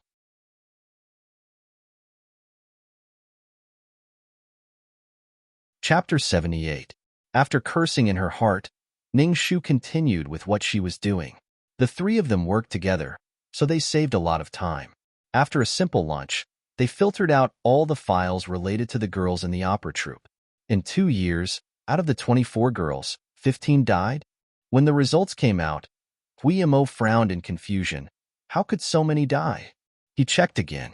The time of death was Heaven's Choice Year 23, November 11th, Heaven's Choice Year 24, January 6th, Heaven's Choice Year 24, April 2nd, and so on. Except for the high death rate, he couldn't find any pattern. It felt like an accident. Ning Shu frowned slightly. Her eyes fell on these files for a long time. Then she pursed her lips and said, I'll have to trouble you two to find me the files of the death records of the maids in the third prince's mansion. I don't need all of them. Just find some for me. The two nodded and said, yes. They didn't have time to rest and continued to work. Just now, they flipped through the files and had some impressions. Soon, they gathered a pile of files. Ning Shu's calm gaze swept past the densely packed words. Her eyes quickly lit up as she read out a few lines. Look here. On the 27th day of the 10th month of the 23rd year of Heaven's selection, maid Shui Lian passed away due to illness. November 11th, year 23, Qin Fong accidentally fell into the water and died. November 24th, year 23, maid Xiao Yu died of an epidemic disease. December 8th, year 23, Huimo was still puzzled, but Josie had already seen through the mystery, since 3 years ago, every 13 or 14 days, there will be a maid in the third prince's mansion who died of illness or accidents. Ning Shu nodded. The third prince's residence is so big. There are hundreds of servants who serve him. Every year, a dozen or 20 of them die in various accidents. It's not a lot. If they commit a big crime, the master will kill dozens of them in a fit of anger. However, The problem is that the time of death is basically 14 days. Among them, it cleverly avoids important days such as His Majesty's birthday and the Empress Dowager's Memorial Day. This can't be described as mere coincidence. She was so thirsty that she picked up a cup of water from the table and drank it. She continued, in addition, the death rate of the maids is especially high. I compared the death rate of the maids and the male servants in the same period of time. 7 maids died, but only 2 servants died. One of them was even older. Just from these data, we can see that the third prince's residence is full of mysteries. Xiahou Qing threw the unfinished chess piece into the jar and said slowly, if too many people die at once, it will inevitably attract unnecessary attention and some speculations. So he arranged a reasonable cause of death for everyone in advance, as well as the time of death. Guillermo finally understood the mystery of the date and asked, but even if he arranged the time in advance, what if too many people died at once? Stay in the mansion and let it stink? Ning Shu shook her head and said, don't forget, it is the third prince's mansion. There must be an ice cellar. After people die, they will be pulled into the ice cellar. After a few days, it is not difficult to move them out of the ice cellar and bury them. Moreover, before people die, he can send them out of the mansion in advance with some excuse. After a few days, he can report to the Ministry of Revenue. After people die, they will be buried in the soil. In the end, who will know who died and when they died? Even if the relatives of individual maids raise doubts, the people who can sell their daughters once will naturally sell them a second time for gold and silver. Many women from poor families, if they can be chosen to work in the third prince's mansion, they should burn incense. But who knows that the magnificent palace is actually a demon's den that eats people? Just thinking about it made people feel cold all over.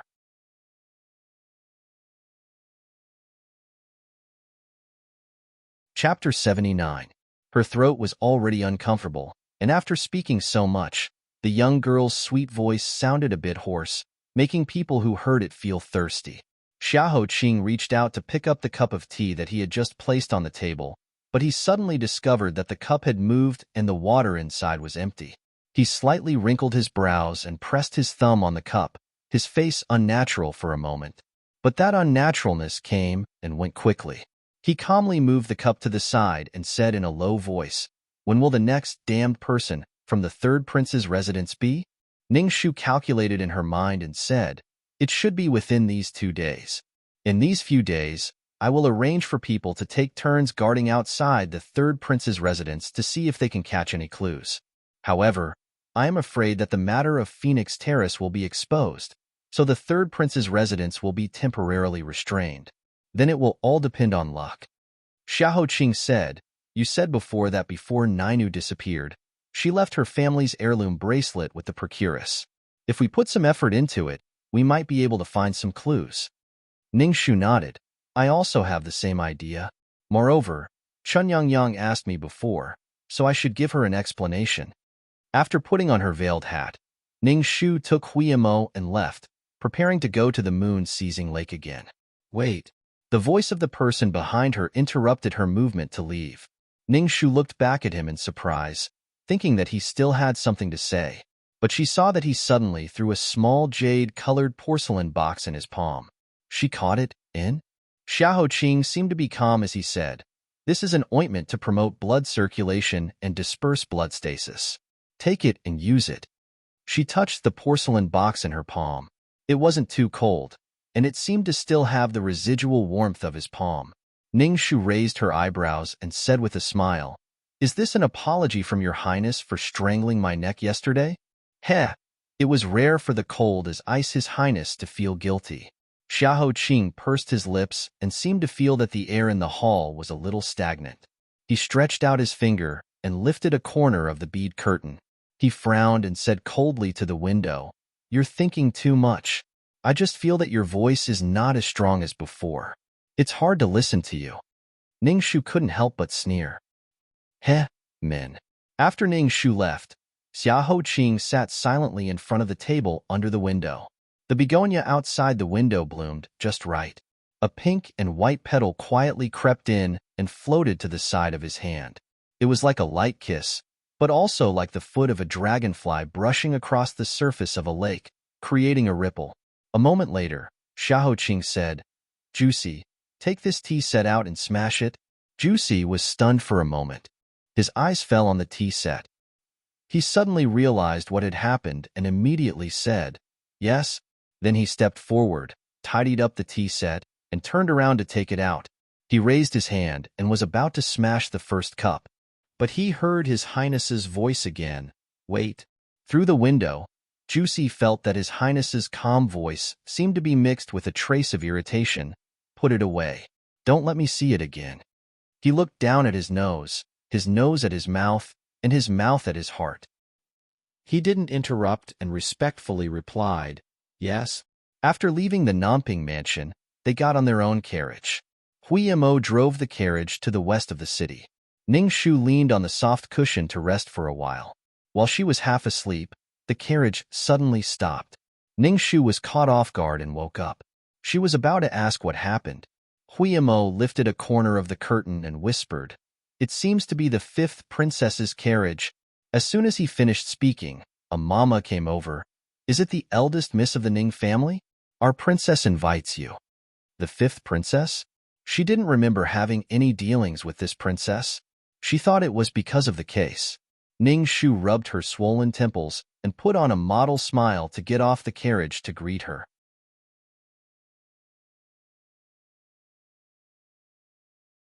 Chapter 80. Fifth Princess Xiao Changyue was the eldest daughter of His Majesty. In His Majesty's eyes, her position was different from the other princesses. Since she was young, she didn't like female toys. Instead, she often practiced horseback riding and archery with the princes. Her personality was straightforward, so she was deeply favored by His Majesty. Among the princesses of His Majesty, she was the only one who was allowed to leave the palace frequently. Her carriage was very luxurious and spacious. It was enough to seat 7 or 8 people. Just the luxurious decorations on the inside of the carriage were expensive. His Majesty's favor was evident. Although she wasn't particularly beautiful, there was a heroic spirit in her brows that ordinary women didn't have. "I heard that Muhu gave the case to you. What have you found out?" Ning Shu bowed her head and said, "Reporting to Princess, Ning Shu is still investigating and hasn't found anything." Xiao Zhangyue sighed. "Sigh, I really hope that this is all man-made and not real. To tell you the truth, ever since I saw the ghost with my own eyes yesterday, Imperial Father's head disease acted up again. He couldn't sleep the whole night and didn't even attend the morning court today. It was only when Consort Wan went to accompany and take care of him that Fu Huang felt better. Right now, not to mention Jing City, even in the palace, there are some people who are anxious. Recently, I often feel uneasy. I'm either sleepy or restless. I keep feeling that something bad is about to happen." Ning Shu said, "Princess, please take care of your jade body. Ning Shu will do her best to get to the bottom of this matter as soon as possible. Then I'll have to trouble you." Xiao Changyue nodded. Then, she looked at the decorations in the carriage and was lost in thought. After a while, she said, "How has he been recently?" Thoughts turned in her mind. Ning Shu understood who this he was referring to. She said, "De Gongzi has been taking care of the cloud leaf. He doesn't wear clothes and his fatigue has decreased. However, it's not a big problem." "That's good." Xiao Changyue nodded. Then, she looked at her and smiled self-deprecatingly. "You've also heard about me?" This question was not easy to answer. Ning Shu could only vaguely reply, "I've heard a little about it." Xiao Changyue said indifferently, "I know that many people outside laugh at me. Even among my brothers and sisters, there are some who talk behind my back. In the entire harem, there are only 2 or 3 people who are willing to understand me. What's wrong with that? I love him with all my heart, so I'm willing to do stupid things for him. It's my own pleasure." On this point, Ning Shu sincerely admired her. Princess is bold and straightforward, not influenced by the secular world's views. Ning Shu admires you. Xiao Changyue held her hand and said, "Ning Shu, you and I are both women with bad reputations. Although today is the first time I've seen you, there are many things I want to say to you. Tell me, love at first sight or love over time? Which one is easier to have a good ending?" Ning Shu thought of her own experience of 7 lives. She believed that she was inferior in the matter of love, so she smiled bitterly and said, "No matter if it is love at first sight or love over time, it all depends on the fate of the two people. Some people love at first sight as fiercely as their passion fades. After calming down and looking at it again, the past feelings are nothing more than chicken feathers on the ground. There are also people who have been stubbornly holding on for their entire lives, hoping for love over time. In the end, they just treat each other with respect and even have nothing to say to each other. There are even people who go from their partners to their enemies, fighting to stab the other in the weakest spot. Forgive Ning Shu for being slow-witted and unable to give Princess an answer. She can only think of a sentence my mother taught me. Don't force anything." Following her words, Xiao Zhangyue seemed to have thought of something and let out a cold laugh. The same arrogance of the Xiao family was undoubtedly revealed at this moment. "Imperial father once told me that I am the imperial daughter, the girl with the best birth in the world. As long as I want something, I should get it. If I am not satisfied, then I will get rid of him. In the past, I always had misgivings about his thoughts. I didn't want to make him unhappy, so I endured and followed his wishes. But he would rather run off to like someone than like me. Sometimes, I really can't accept this."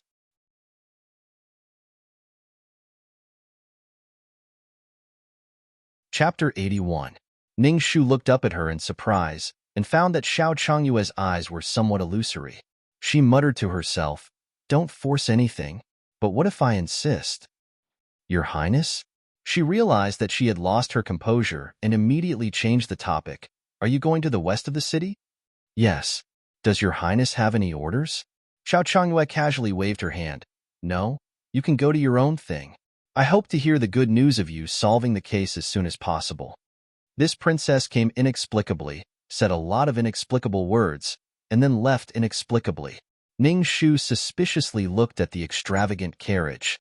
If she didn't hear it wrong, the 5th princess clearly knew who Yun Ruahui's sweetheart was. And her unwillingness and insistence, could it be? "Let's go to the moon-embracing lake first." Ning Shu put aside her doubts and immediately boarded the carriage. Her eyelids twitched. She always felt that there was no time for such a short delay. Huiyamo immediately waved his whip. When they arrived at the moon-embracing lake, before the carriage had even stopped, Ning Shu's eyes were already stung by the pungent smoke. She couldn't care less and immediately lifted the curtain and jumped down. In the next moment, a huge rock pressed down on her chest. Hundreds of people stood on the shore, lamenting around a burning pleasure boat. In the middle of the crowd, the procuress collapsed on the ground and cried loudly. Chun Yang and the others were also disheveled and dirty. Their faces were covered with black ash and their bodies were wet. It was obvious that they had just escaped from the pleasure boat. Some of the girls were even burned. All of them gathered together like frightened sparrows, crying and weeping. Pushing through the crowd, Ning Shu hurriedly asked, "What's going on?" Chun Yang raised her head and recognized her. She tried her best to stop her tears and said, "We were all tidying up our rooms to prepare for the reception of the guests at night. Somehow, the boat suddenly caught fire, and it wasn't just one place. The fire was so strong that we couldn't put it out even if we poured water on it. We had no choice but to jump into the lake to escape, but everything on the boat was gone." Ning Shu's heart was heavy. She bent down and asked, "Do you still have the bracelet that Nina pawned to Mama?" The procuress cried, "What damned bracelet? It's gone. There was nothing. Everything I had was burned down. My life's work." The girls next to her covered their wounds and cried, "It's not enough that Empress Zhou punished Ninu. How can she vent her anger on us?" On the surface of the lake, the pleasure boat let out a teeth-numbing sound. Like a giant beast that had died of old age, it slowly sank into the lake with flames that engulfed the sky. Other than the pungent smoke, there was nothing left. Looking at what happened in front of her, Ning Shu pressed her lips tightly. The clues left behind by slave Nian were scarce, and now the last direct evidence had sunk to the bottom of the lake. They were still one step too late. How could it be so coincidental? Huimo's face was tightly wrinkled. If 5th Princess hadn't stopped the carriage, we might have made it in time. Ning Shu walked to the lakeside and fished out a floating piece of the deck from the water. She touched it and felt a piece of slippery oil between her fingers. She closed her eyes and went through the series of things that happened just now in her mind again. Then she said softly, "Yes, how could it be so coincidental?" After leaving all the money to Chun Yang and others temporarily, she returned to the residence of Yun. Ning Shu immediately found Zigu A. Zigu A. Forsythia is temporarily guarding the residence of Yun. I have another more important thing to ask you. Immediately go to Qingzhou and help me find the traces of a singer named Nainu in the brothel. I want all the information related to her. It's 1,000 miles away from Qingzhou, but I only have 8 days to give you. I'm afraid that you will have to travel day and night. Please take care of yourself. It's my duty. I'll go now. Zigue shouted. A red horse quickly rushed out of the city gate, stepped on the grass pond that had accumulated rain yesterday, and rushed to the north of Qingzhou.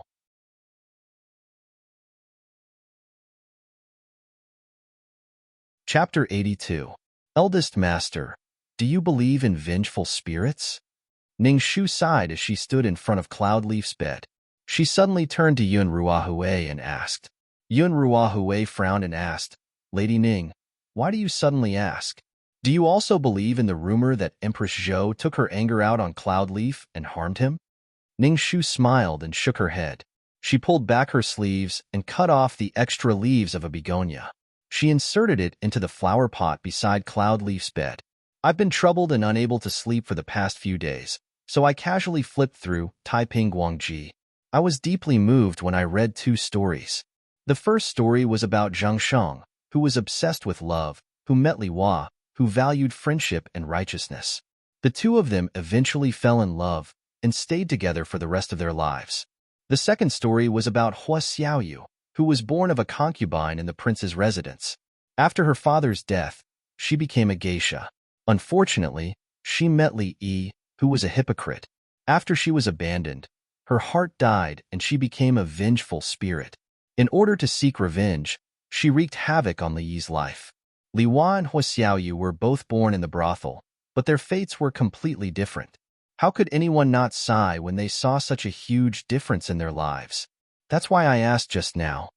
After arranging the flowers, she dipped her fingers in water and carefully sprinkled it on the petals. She turned to Yun Ruahui and asked, Eldest Master, why do you think these 2 women ended up like this? Yun Ruahui looked a little absent-minded. Probably because they met different people. Both of them were women who valued friendship and righteousness. It's just that some people are worth entrusting your life to, while others are not. Ning Shu furrowed her brows in distress. Li Yi was a genius.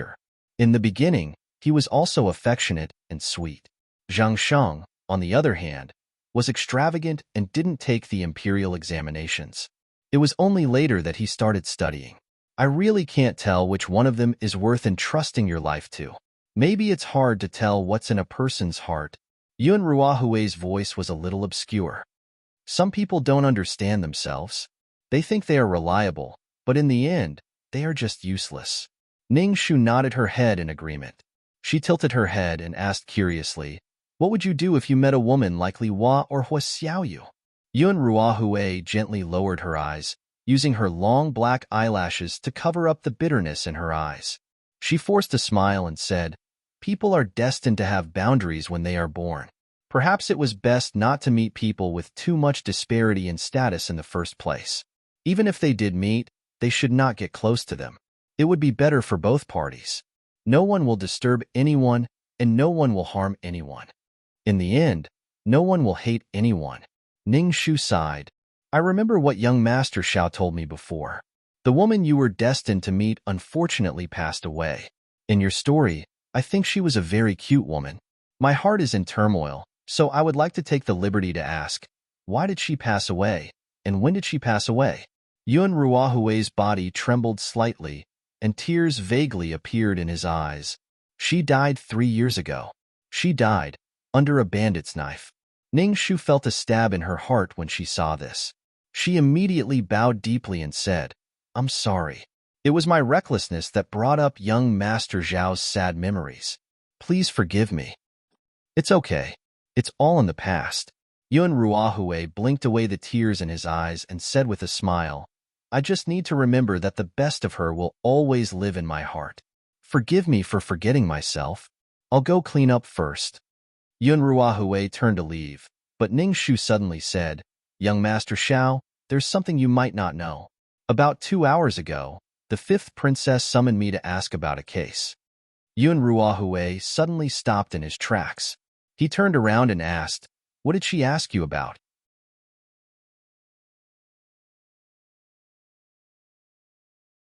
Chapter 83.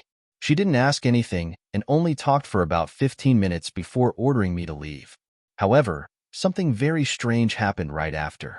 I originally wanted to go to the Moon Embracing Lake to ask the procuress on the pleasure boat for a piece of evidence, but I was delayed by the fifth princess's question. By the time I arrived, the piece of evidence had already been burned into the lake along with the boat. Does eldest young master feel that this is strange? Ning Shu looked up with a smile and carefully observed every inch of his expression. Yun Ruahui didn't even think. She definitely didn't do this. Without any hesitation. After he finished speaking, he realized that he was a bit agitated and arbitrary. He clenched his fists and then pretended to say unintentionally, What I mean is, it might just be a coincidence. Her Highness the Princess is noble. Why would she burn a pleasure boat for no reason? And if she did it, she didn't have to personally stop you. She could have sent people to cause trouble on the way. That way, no one would suspect her. I think so too. I'm afraid it's just a coincidence. Ning Shu nodded with a smile and then shook her head, but the culprit is another unsolved case. Yun Ruahui was silent for a moment and didn't speak. Looking at his departing figure, Ning Shu deeply frowned. She died 3 years ago. Then what was up with Nina? Or did he deliberately say it to confuse her? This person was too complicated. He was like a combination of contradictions. The sweetness of the memories was real. The resentment when he talked about the death of his sweetheart was real. The anxiousness when he chased after her small portrait was real. Now, when he talked about the regret when he shouldn't have met in the beginning, it was also real, and the fifth princess. His reaction at the time was too fast, completely out of instinct. It was as if he had already determined that it had nothing to do with the fifth princess. But how did he know? And the rumors said that he was heartless to the fifth princess. Why did he exonerate her? His person was exactly the same as the ink-colored landscape on the robe he was wearing today. It was so hazy that she couldn't see through him. After Yun Ruahui left, Forsythia reported the movements of the Yun residents in the past 2 days. Miss, I've been guarding here for the past few days. I've seen the eldest young master taking care of the cloud leaf with my own eyes. Young master is really doing his best. If this case was really done by him, then this person is too scary. He was a Buddha on one side and a demon on the other. Just thinking about it made one's hair stand on end. Ning Shu said, The human heart is something that cannot be guessed. This time it is definitely related to him, but it is not necessarily his doing. You continue to guard here and inform me if there is anything unusual. Tonight, Huimo and I will go to the third prince's mansion to try our luck. As it turned out, her luck had not been very good recently.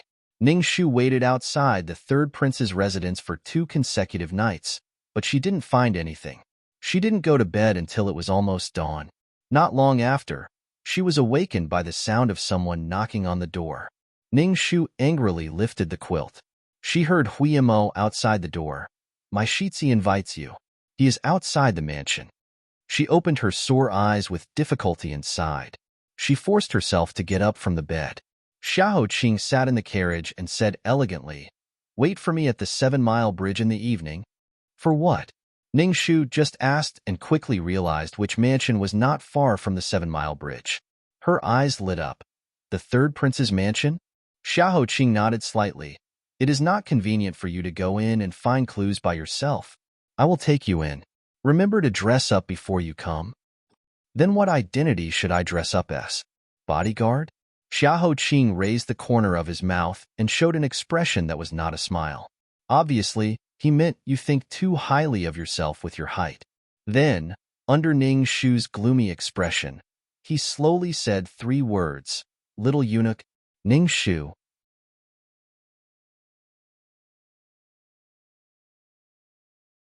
Chapter 84. It was better to be a little eunuch than not being able to get in. Thinking of this, Ning Shu accepted the idea without any qualms. Fortunately, Ning Shu was not short. After wrapping the chest cloth and changing into the eunuch's uniform, she looked tall and straight. She was even taller than some of the eunuchs. Hui Mo was an expert in disguise. He had a complete set of tools in his hands. He put on a pair of silk gloves and carefully kneaded Ning Shu's face. He tried to only put a thin layer of rouge on the necessary parts to make her more androgynous. But even so, Ning Shu frowned in pain. Ouch! It turns out that the disguise technique is so painful. Then the pain when you shrink your bones should be 100 times more painful. Hui Mo didn't care too much. He continued to press on her face to make some minor adjustments. He also applied some yellow powder to make her skin darker. It was the final cover. It's okay. It's just for a while. It's nothing. When I was a child, I was sent to the sect to practice martial arts. It was so miserable. Every day, my bones were like being broken and reshaped. I cried every day and was laughed at by my master and senior brothers. But no matter how painful it is, it's just physical pain. It can't be compared with Shiitzi's. Ning Shu heard that he became depressed in the last sentence, so she said, "You are very loyal to your Shiitzi." Hui Mo nodded hard and said, "That's right. If it weren't for Shiitzi, I would have been eaten up by wild dogs." Why did it sound so miserable to be eaten by wild dogs? Ning Shu asked in confusion. Then what happened? Lady Ning, do you know about the famine in Hanjiang Prefecture 10 years ago? Ning Shu thought for a while and said, I have some impression. Hanjiang Prefecture was hit by a 100-year flood the year before, and then there was a drought the next year. All the newly planted rice died in the drought. Millions of hectares of farmland had no harvest. It is said that nearly 100,000 people died at that time. Hui Mo shook his head and said, No, in fact, it was a total of 280,000 people. My father and mother were also there. They all starved to death in that famine. Upon hearing this, Ning Shu frowned. It seemed that both the provincial government and the Ministry of Revenue had concealed the information. However, she did not expect them to be so bold as to conceal nearly 2/3 of the information. How audacious! Then Hui Mo continued to speak. Before he died, my father cut off a piece of meat from his body and gave it to me. He told me that it was a rabbit meat he picked up on the road and wanted me to eat it to survive. Hui Mo smiled. But I'm small, but my eyes are sharp.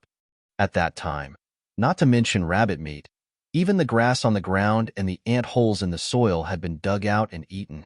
How could you still find rabbit meat? Also, my father's pants are covered in blood. How can I eat my father's meat? I thought that it would be good if the whole family died together. Then I closed my eyes and lay beside my father and mother's bodies, waiting for death quietly. It was a very good day. There were no clouds in the blue sky, and the sun above my head was burning. My father and mother's bones were already smelly. Several hungry wild dogs ran over to eat their meat. I was so angry that I wanted to get up and beat them away, but I didn't have any strength. A wild dog ran over and started to bite my meat. I felt that I was going to die because I couldn't feel the pain. Ning Shu had also died many times before, so she could empathize with the feeling of death. She did not say anything and listened to the energetic boy in front of her. When I was about to die, I vaguely heard footsteps in front of me. Then the owner of the footsteps said, I want him to live. I thought at that time, huh? Is he an immortal? He wants me to live and I can live? The meat on my back was almost eaten by the dogs. Unexpectedly, I survived in the end. Not only did I survive, but I also lived better and better. At that time, almost all the children in our village died. I was the only one who survived. My life was given by young Prince. In addition to me, there were also Shi Yin, Ju Si, and Tianwen. They were all picked up by young Prince from various prefectures. He proudly patted his chest and smiled. So, in this world, anyone can betray young Prince, but we will never.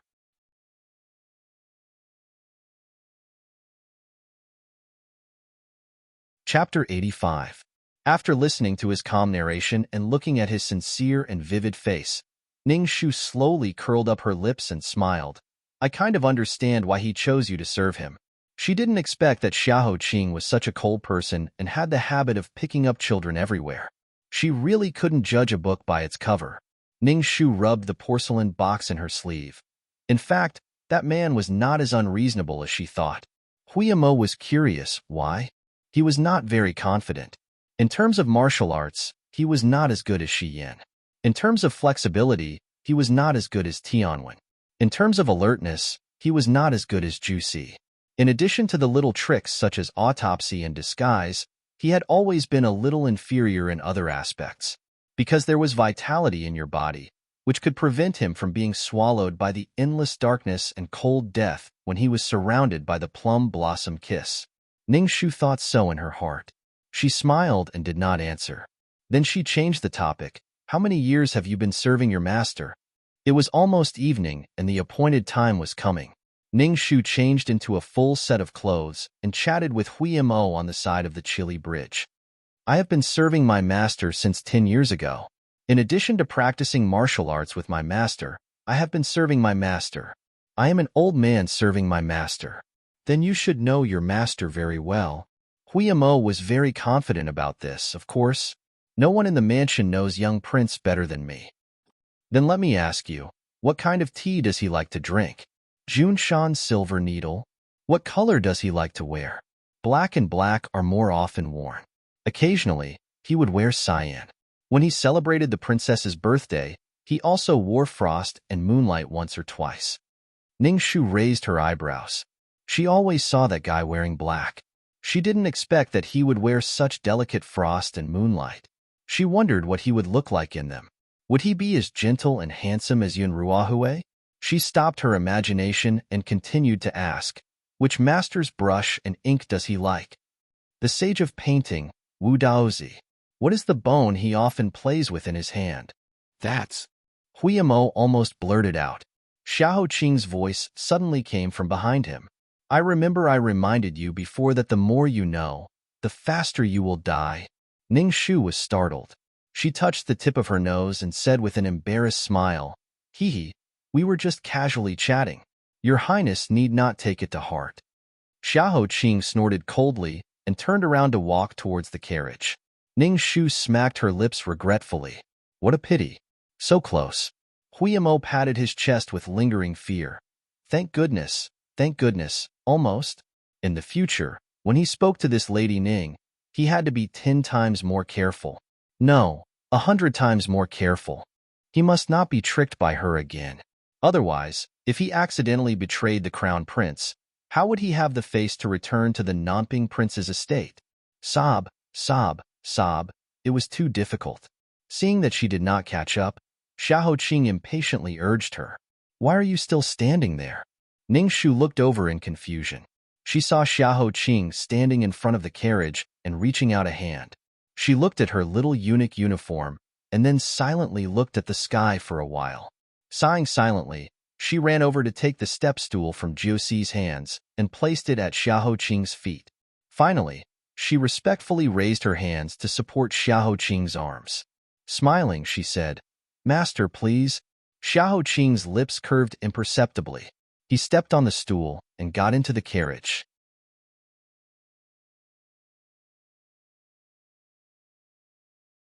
Chapter 86. Inside the third prince's residence, a thin gray figure passed through the doorway and walked into Xiao Yunyan's study. He reported to the prince in embroidered robes, Your Highness, the banquet tonight has been prepared. It's set up in the Copper Sparrow restaurant. We're just waiting for Your Highness and the young masters to arrive before the banquet begins. Under the screen painted with vivid images of beauties, Xiao Yunyan looked at the list of girls who had just been disposed of. He was speechless for a long time. Hearing the strategist's voice, he came back to his senses and nodded. The maid serving tonight. The strategist in gray whispered, Don't worry, Your Highness. The maids tonight are all new to the residence. No one will be able to find anything that can be used against them. Xiao Yunyan mumbled, That's good. Sixth prince was raised by his mother and is very scheming. He also has the crown prince of Nanping. He usually doesn't attend these banquets, but he agreed to my invitation tonight. He's also an unfathomable person. Right now, the situation outside is tense. It's better not to take risks. The strategist laughed. His hoarse voice was like a vulture waiting for food in a graveyard.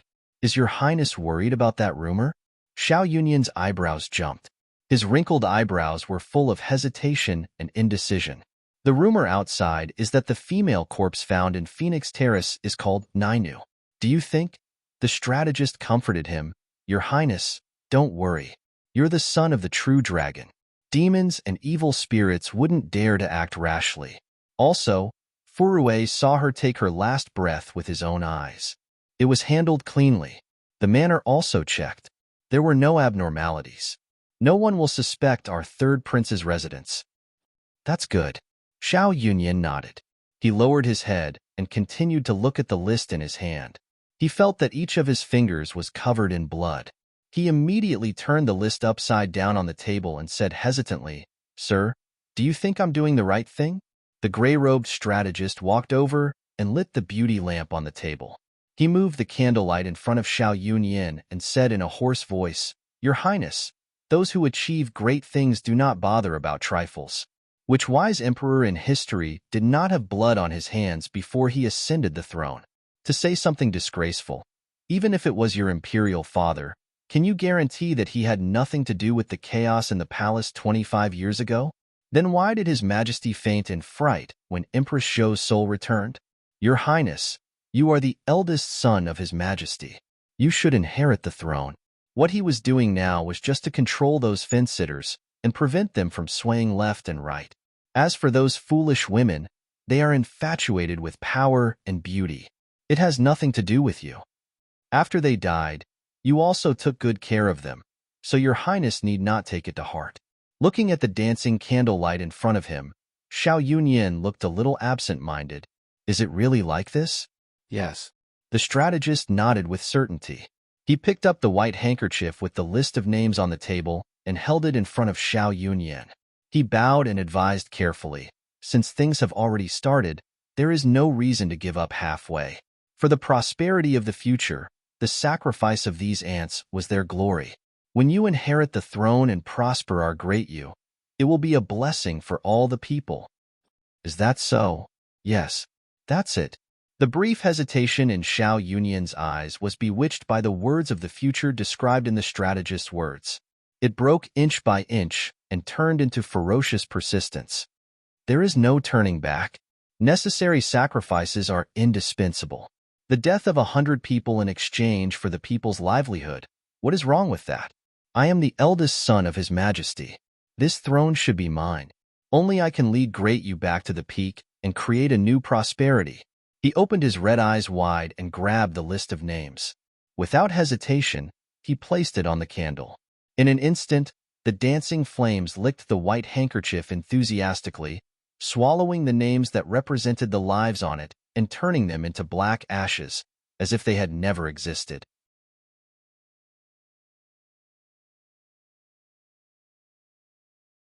Chapter 87. Tonight, the banquet at the third prince's residence was held in the Copper Sparrow Pavilion. Outside the pavilion, there were many kapok plants that were in full bloom. From afar, they looked like a puff of pink smoke, blending with the purple sunset. It was brilliant and beautiful, but it also looked like blood. Inside the Copper Sparrow Pavilion, all the guests were already seated.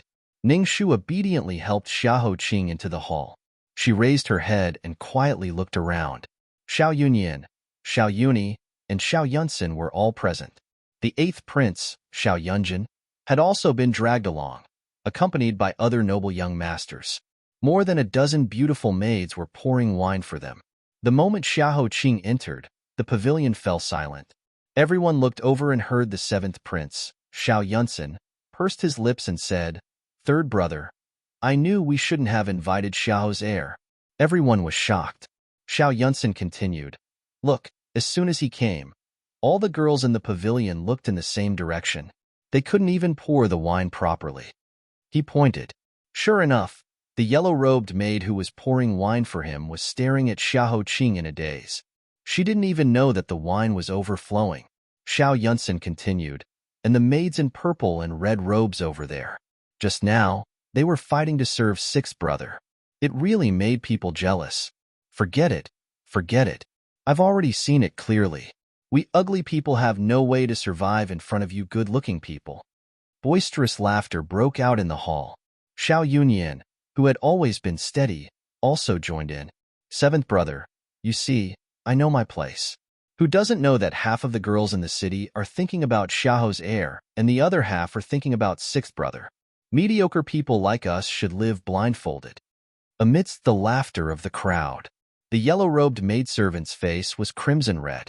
She hurriedly wiped away the spilled wine. But in the chaos, she made many mistakes. She almost knocked over the entire pot of wine. Fortunately, a white hand reached over and helped her to straighten it in time. She turned her head and looked at Ning Shu, who was dressed as a eunuch. She bowed to her gratefully. Thank you, little eunuch. Ning Shu gave her an easygoing smile and continued to support Xiahou Qing as they slowly walked into the hall. She nodded at the various princes and sat in the first seat to the left of Xiao Yunyan. After Xiahou Qing sat down, Ning Shu stood behind him obediently. She suddenly realized that Xiao Yunyi's eyes were on her, but she was not worried and continued to stand there with her head lowered. She looked down at her nose at her mouth and mouth at her heart, acting like a vase that was not worthy of attention. Not too long later, Xiao Yunyi looked away. The young master of the prime minister's family was also someone who loved excitement. A few days ago, I heard that His Majesty was discussing with the old imperial concubines to arrange a marriage for your highnesses. What do your highnesses think? We can only survive if the two of you are dealt with. Xiao Yunyi smiled. I already have someone in my heart. Don't make fun of me. If you want to make fun of me, go make fun of Mr. Xiahou. Mr. Xiahou is older than me by a few years and is not married yet. It can be seen that his taste is not ordinarily high. Who do you like, my 13th royal sister or the third miss of the Qi family? Everyone's attention turned to Xiahou Qing curiously. Ning Shu also looked at his steady back and was very interested in his answer. Xiahou Qing took a sip of wine and put it down, saying lightly, no matter who it is, the person who marries me is destined to be a widow. Who does your highness think I should marry? Xiao Yunyi was speechless.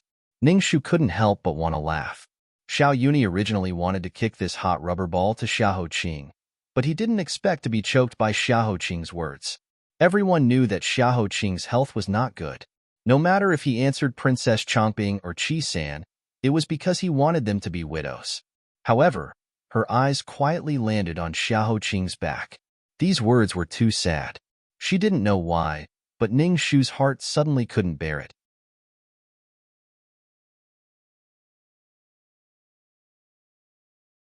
Chapter 88. Young Master Tan, who started this topic, immediately tried to smooth things over. Young Master Xiahou, you're wrong. I've heard from a few of my cousins that if they could marry His Highness, they would be willing to die even if they had to. Even if I were a woman, I'm afraid that I would also kneel before His Highness. After young Master Tan finished speaking, he casually pointed at Ning Shu. What's your name? Ning Shu regained her senses and immediately replied respectfully, this servant is called Yen Gui. Young Master Tan continued to ask, if you were a woman and I asked you to marry His Highness, would you be willing? Ning Shu was stunned and hurriedly pretended to be ashamed. This servant is a heaven-defying person. How would I dare? Young Master Tan waved his hand. We're only talking about hypotheticals. What kind of sin had she committed that she had to be kicked into such a piping hot ball? Ning Shu lowered her head in shame and said shyly, Of course, I'm willing. When her words entered his ears, the wine cup in Xiahou Qing's hand shook slightly, but he quickly steadied it with his fair hand. He pursed his thin lips and didn't say anything. The atmosphere that had cooled down immediately heated up again. Xiao Yunsan giggled. Look, this little eunuch's face is red. Ha ha ha. Ning Shu's face wasn't red earlier, but it turned red from his words. Last time, she was caught talking about her feelings behind his back, and this time, she said that she was willing to marry him in front of him. What was going on? She turned her head sideways, not knowing how to face Xiahou Qing. As the host, Xiao Yunyan changed the topic. Sixth brother, you've returned victorious from suppressing the bandits. Let me give you a toast. Xiao Yunyan's gaze landed on Ning Shu for the second time.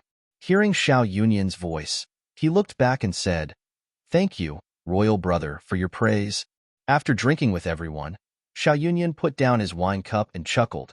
The bandits on Mount Yin she had been causing trouble for many years. Unfortunately, that is one of the important routes from the north to the capital. Who knows how many people have been harmed? It is said that Ing City's Ho family, Bo family's Du family, and Ruan family almost lost their lives there. 2 years ago, Imperial Father had sent several groups of people, but none of them had been able to wipe out the bandits. I didn't expect Sixth Brother to succeed so quickly and close this case. It's really a great thing. Xiao Yunjin took over the conversation and sighed. The case of Mount Flame Breath is over. Now, there's only the case of Phoenix Terrace left in the capital. It's really a headache. That day, Imperial Father saw Empress Zhou's ghost with his own eyes. When he returned to the palace, he fell ill and hasn't recovered yet. Another son of Minister Li was puzzled. What's so great about Ning Shu? Why did the Empress give her the Phoenix Terrace case? Isn't she afraid that she'll mess things up even more? Young Master Tan smiled. There's something you don't know. The world now knows that she's known for bringing misfortune to her husband through 3 marriages. In fact, in the early years, she was known as a female prodigy. She followed her master, Master Hui Ci, to solve several cases consecutively. Even His Majesty praised her. Xiao Yunjin was the youngest among them and was very curious. So great? Pick a few cases and tell me about them. Xiao Yunyan said cheerfully, Your sixth brother is here. Let him talk. The first case she solved when she was 5 years old was your sixth brother's. Sixth brother? Those who were sitting there exchanged glances. That incident happened when His Highness' sixth brother was down and out. Who would want to tell others about what happened when they were at their worst for fun? Xiao Yunyan also realized that his words would offend someone. Just as he was thinking about how to smooth things over, Xiao Yuni raised his head and drank the wine at the bottom of the cup in one gulp. He slowly said, Back then, before I was taken in by Imperial Mother, I was by Yin Zhaoyi's side. Everyone began to listen attentively. One time, I accidentally offended someone. 3 days later, a golden hairpin appeared in my bookcase. It was a relic left behind by the late Empress Dowager and was given to Consort Qi before she died. I couldn't explain it and could only kneel outside Qian Palace to prove myself. At that time, she followed Princess Xian into the palace to pay her respects and accompanied Consort Qi and the other consorts to admire the flowers in the small garden. After hearing my story, no one was willing to speak up for me. She suddenly pointed at me and said, Mother, is this little brother stupid?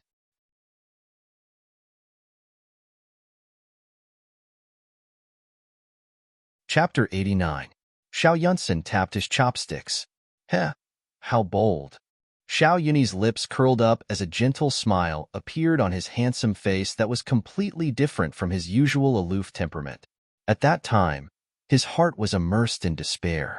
When he suddenly heard that this little girl was also kicking him while he was down, he was furious and thought that if there was a day when he could make a comeback, he would definitely make her regret it. Unexpectedly, then I heard her say, if he wasn't stupid, he would have immediately thrown it into the pond or buried it in the ground after stealing it. Why would he stupidly put it in such an obvious place like a book box? Was he afraid that people wouldn't know he stole it? Or was he too poor? That shouldn't be the case. If I stole something valuable, I would have immediately exchanged it for something delicious or fun. If I really had no other choice, I would have melted it into a lump of gold. I wouldn't have left it there for a few days without dealing with it. Young Master Tan laughed. That's true. That's true. Xiao Yuni skipped the part where Consort Qi scolded her for her audacity and continued to narrate. She walked unsteadily in front of Consort Qi and bowed, saying, Reporting to Your Highness, my daughter has learned fortune-telling from a roadside fortune-teller and knew who stole the golden hairpin. She was only 5 years old at the time. Although I was grateful that she was willing to speak up for me, I didn't dare to believe that she had the ability. However, she was the only one who was willing to stand up for me at that time, so I could only place my hopes on her. I saw her tugging at my hand as she closed her eyes and muttered to herself. Then she picked up the golden hairpin and brought it to her nose. She said, Your Highness, the golden hairpin just told me that it wasn't stolen by His Highness. Xiao Yunjin couldn't help but snort, disbelief written all over his face. Isn't that nonsense? You're willing to believe it? Xiao Yuni couldn't help but look in Ning Shu's direction. Looking at her lowered eyes, he drank 2 more cups of wine. At that time, I also wanted to advise her not to get involved in this mess. But she said crisply, "Ladies, please take a look. His Highness' 6 hands have so many frostbites, and he applied a thick layer of ointment. This ointment has a strong and pungent smell, and you'll get it on you as long as you touch something." But this little girl smelled the fragrance of the golden hairpin and didn't smell at all. Therefore, I feel that His Highness the 6th Prince has been framed. As for the real thief, it should be the 6th Prince's attendant. Xiao Yunjin and the others' curiosity was piqued. How did she know? There are 3 reasons. First, His Highness the 6th Prince did not find the golden hairpin when he used the book box today. This means that the golden hairpin was just stuffed into the book box not long ago. Only he knows when His Highness the 6th Prince uses the book box and when he does not use it. Secondly, His Highness the 6th Prince found this golden hairpin in his bookcase. After all, as the study companion who carried the bookcase, he was also guilty of not taking care of it properly. However, when His Highness the 6th Prince knelt down to explain himself, he stood leisurely to the side and watched the excitement. It was clear that he and His Highness were not of the same mind. As for the third one, this little girl looked down on him. She first looked at his legs and feet, and then saw that the soles of his feet were stained with red mud.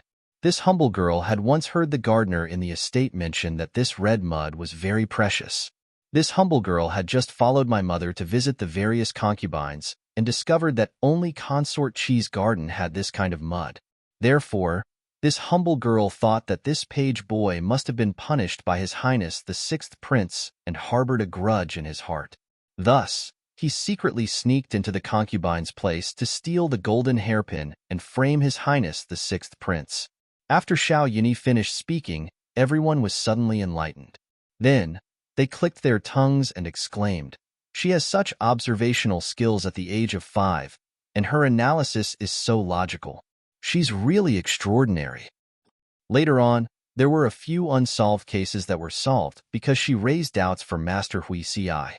It seems that the Phoenix Terrace case can really be solved by her. Behind Xiahou Qing, as Ning Shu listened to Xiao Yuni's narration, her thoughts could not help but fly back to 300 years ago. At that time, everything had yet to happen. She had almost forgotten that she had really been childhood sweethearts with Xiao Yuni, and they had spent their innocent years together. The piece of flesh in her chest that she thought had long died gave off a faint throbbing pain. "You're Ning Shu?" After helping him clear his name and waiting for the crowd to disperse, Xiao Yuni, who was still a down-and-out youth, chased after her and lowered his head to ask her.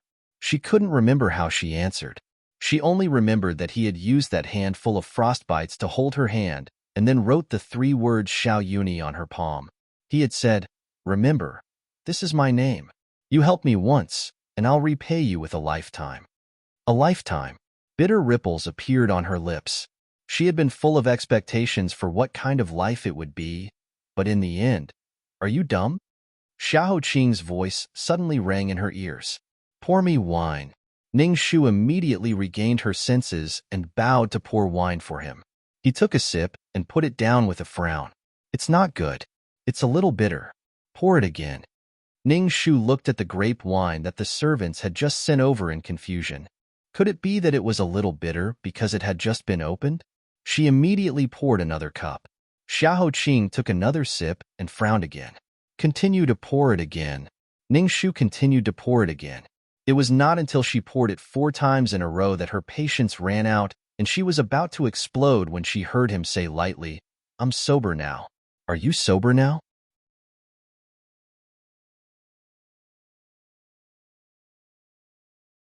Chapter 90. Since you're awake, let's get down to business. I didn't come here today to waste my time with you. For some reason, Xiahou Qing's voice sounded particularly cold, like a block of ice. Caught off guard, Ning Shu had a confused expression on her face. She had no idea how she had offended this young master. TSK, a man's heart is really hard to find. Fortunately, Ning Shu was magnanimous and didn't argue with him. She softly replied, "Yes, Taking advantage of the fact that everyone was in a heated discussion and no one was paying attention to her, she quietly retreated from the hall. After the yellow-robed maidservant finished serving, she followed the other maidservants out with wine pots and cups.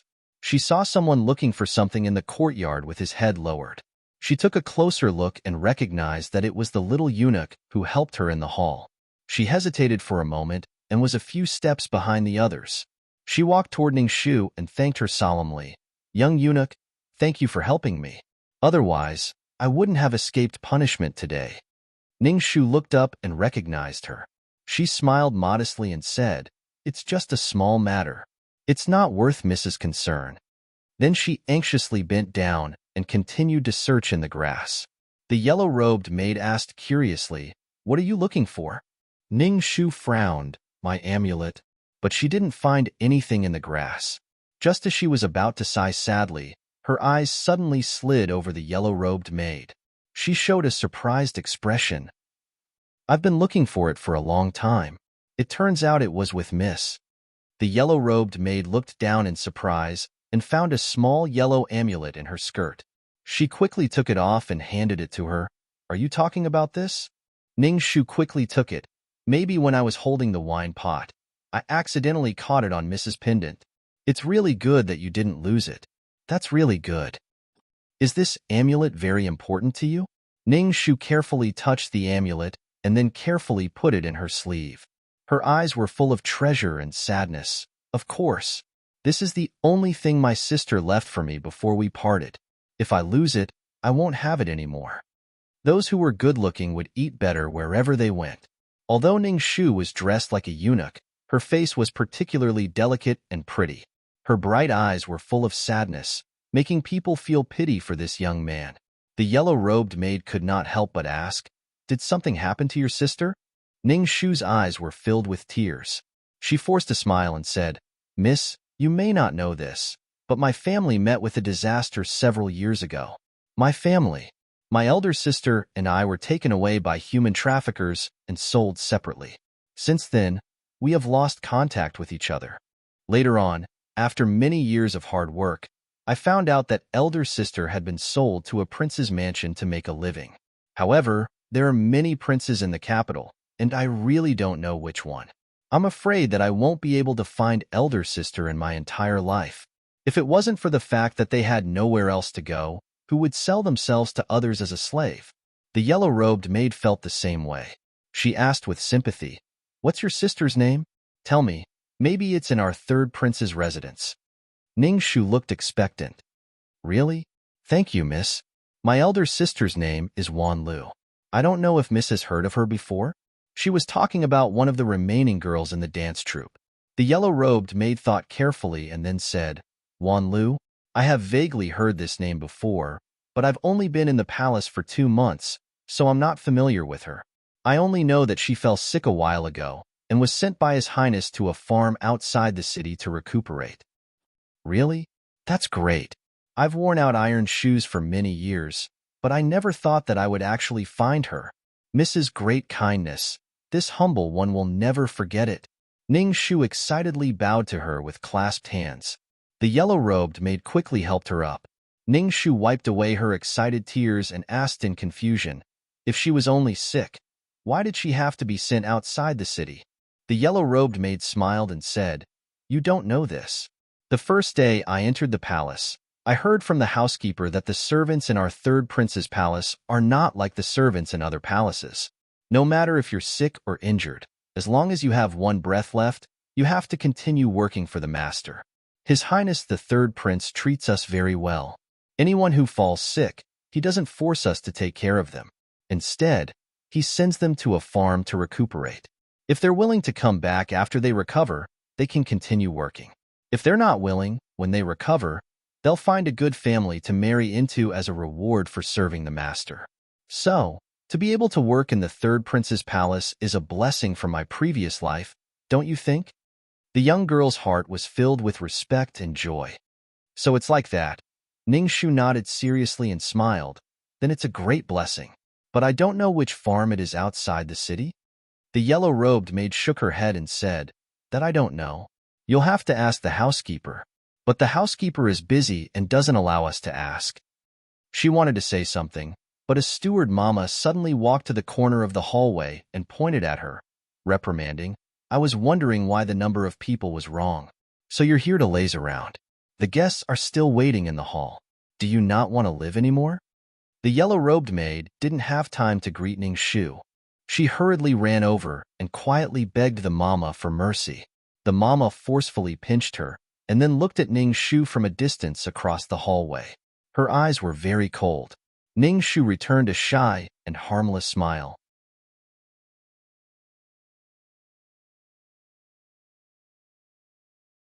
Chapter 91.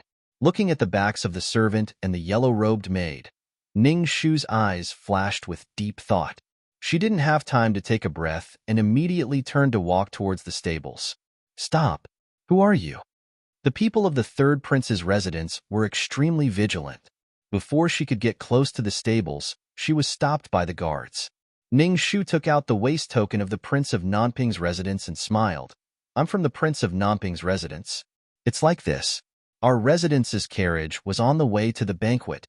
When it passed by the 7-mile bridge, it was bumped by a rock on the bridge and the axle of the carriage became loose. If it isn't repaired in time, I'm afraid there will be an accident on the way back. That would be a great disaster. Therefore, I have to trouble your residence. I wonder if you can give us one of your carriages to use, or ask your coachman to help us repair the axle."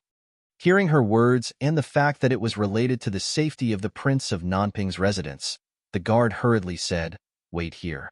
I'll go and report to the steward." Ning Shu put away the waist token and said with a smile, "No problem. I'll wait here." She was from the Prince of Nanping's residence and had a legitimate reason. The guards couldn't stop her and could only let her wait here. Ning Shu waited for a while and seemed to feel a little bored. She casually walked around and said, "Are those carriages from your residence?" "No wonder my prince said that among the princes in the palace, only the third prince's bearing is the most elegant and proud. Even the carriage is so luxurious. I've really learned something today." The guards looked at her coldly and didn't say anything. Ning Shu smiled and didn't care. Soon, the guard came back with the order and said, "The steward has agreed. We'll help you repair the carriage. You're not allowed to run around." Ning Shu hurriedly thanked them. "Then I'll have to thank you, big brothers." It was very troublesome to repair the axle. The wheels had to be removed and the bottom of the carriage supported. 5 or 6 people had to work together. Ning Shu watched from the side for a while and wanted to help. However, she was more of a hindrance and was chased away by the guards. She smiled apologetically and obediently stayed away. No one noticed that she had quietly approached the carriages belonging to the third prince's mansion and was carefully observing the surroundings. She lifted a corner of the curtain but didn't discover anything. However, when she approached one of the carriages, the tip of her nose twitched and she vaguely smelled a special fragrance. The afterglow of the evening had faded, and the lanterns had just been lit. With the help of the moonlight and lamplight, she glanced around sharply, squatted down, and touched the wheel. She picked up a dried petal and put it into her sleeve. Soon, she stood in the distance as if nothing had happened. There are 2 clues.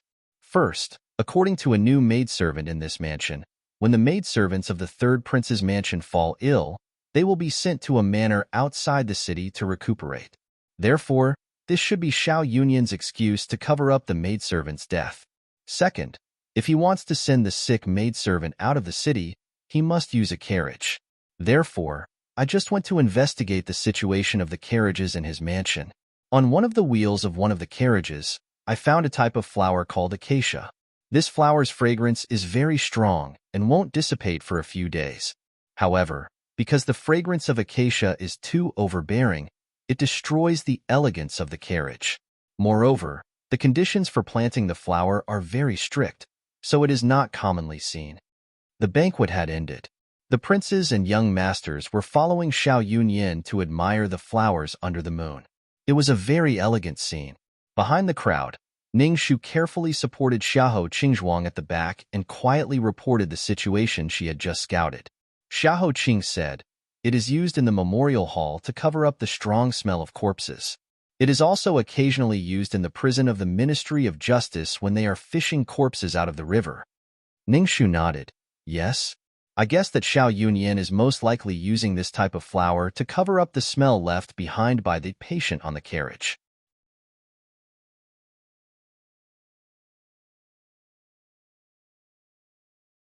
Chapter 92. In case the walls had ears, Ning Shu simply reported a few words and then kept quiet, continuing to support Xiao Qing, acting like a responsible eunuch. Xiao Yuni had drunk a lot of wine just now and was half drunk and half sober. He leaned against the flower corridor to sober himself up and saw that familiar-looking eunuch supporting Xiao Qing slowly walking towards him. A fiery red cotton fell on his head and he raised his hand to pick it up, not knowing that there was another one on his shoulder. Under the moonlight, his face was like the best porcelain, androgynous and delicate. It made people think of Mr. Tan's joke just now. If he was a woman, he would definitely be a rare beauty. Seeing Xiao Yuni, Ning Shu bowed politely and was about to walk past him when Xiao Yuni suddenly spoke up.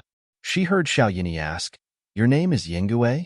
Ning Shu immediately said in fear, "Yes, this servant Yengue greets your highness."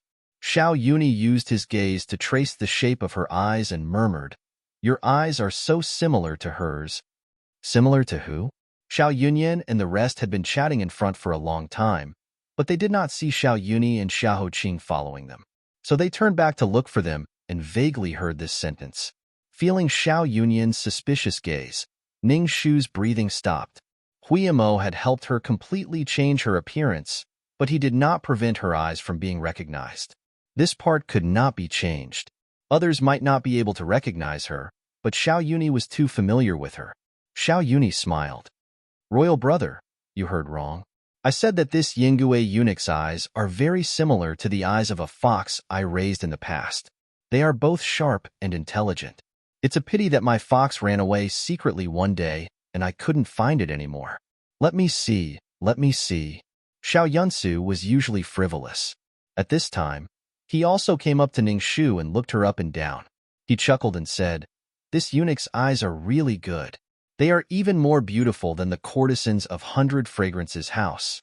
As expected, Mr. Xiao knows how to teach people. In the current dynasty, there were many unmarried young masters. In order to relieve their desires and not affect their future marriage, it was not uncommon for their mansions to raise a few beautiful male prostitutes. Instead, it was regarded as a beautiful story. Xiao Qing walked in front of Ning Shu without batting an eyelid and said casually, "Your Sixth Highness has taken a fancy to this attendant of mine?" At this moment, Xiao Yuni's eyes were a little drunk, as if he was waking up from a dream. He vaguely remembered that not long ago outside the Phoenix Algae Palace, he had knelt for so long. When Shu finally came out safe and sound, she had chased after Xiao Qing before she could say anything to him. A wave of burning resentment rose in his heart, and he laughed coldly. "If I said yes, would Mr. Xiao be willing to give up his treasure?" Young Master Tan and the others heard the commotion and also came over to join in the fun. "Haha, just now when I asked when the two highnesses would get married, you both fooled me. I didn't expect that you would take a fancy to the same eunuch. This is difficult. There is only one person, but there are two highnesses. What should we do?" "It's not difficult," Xiao Qing said as if nothing had happened. "Your Highness just said that you took a fancy to her eyes. Then just dig out her eyes and take her away. Leave her behind." The content of his words was very cold, but his expression was indifferent. The bystanders all thought that he was joking, so they jeered. "Then wouldn't she be ugly?" Xiao Qing said carelessly, "In any case, I can't see. What does it matter if she is ugly or not?" The suspicion just now was attracted by Xiao Qing's interruption. Xiao Yunyan said with a smile, "This is a joke? How about this? I will give an idea. Let this eunuch decide who to follow in the future." You're tuning in to the Romance Rendezvous YouTube channel. We're so grateful for your support, and don't forget to subscribe to join us on this incredible journey through captivating stories.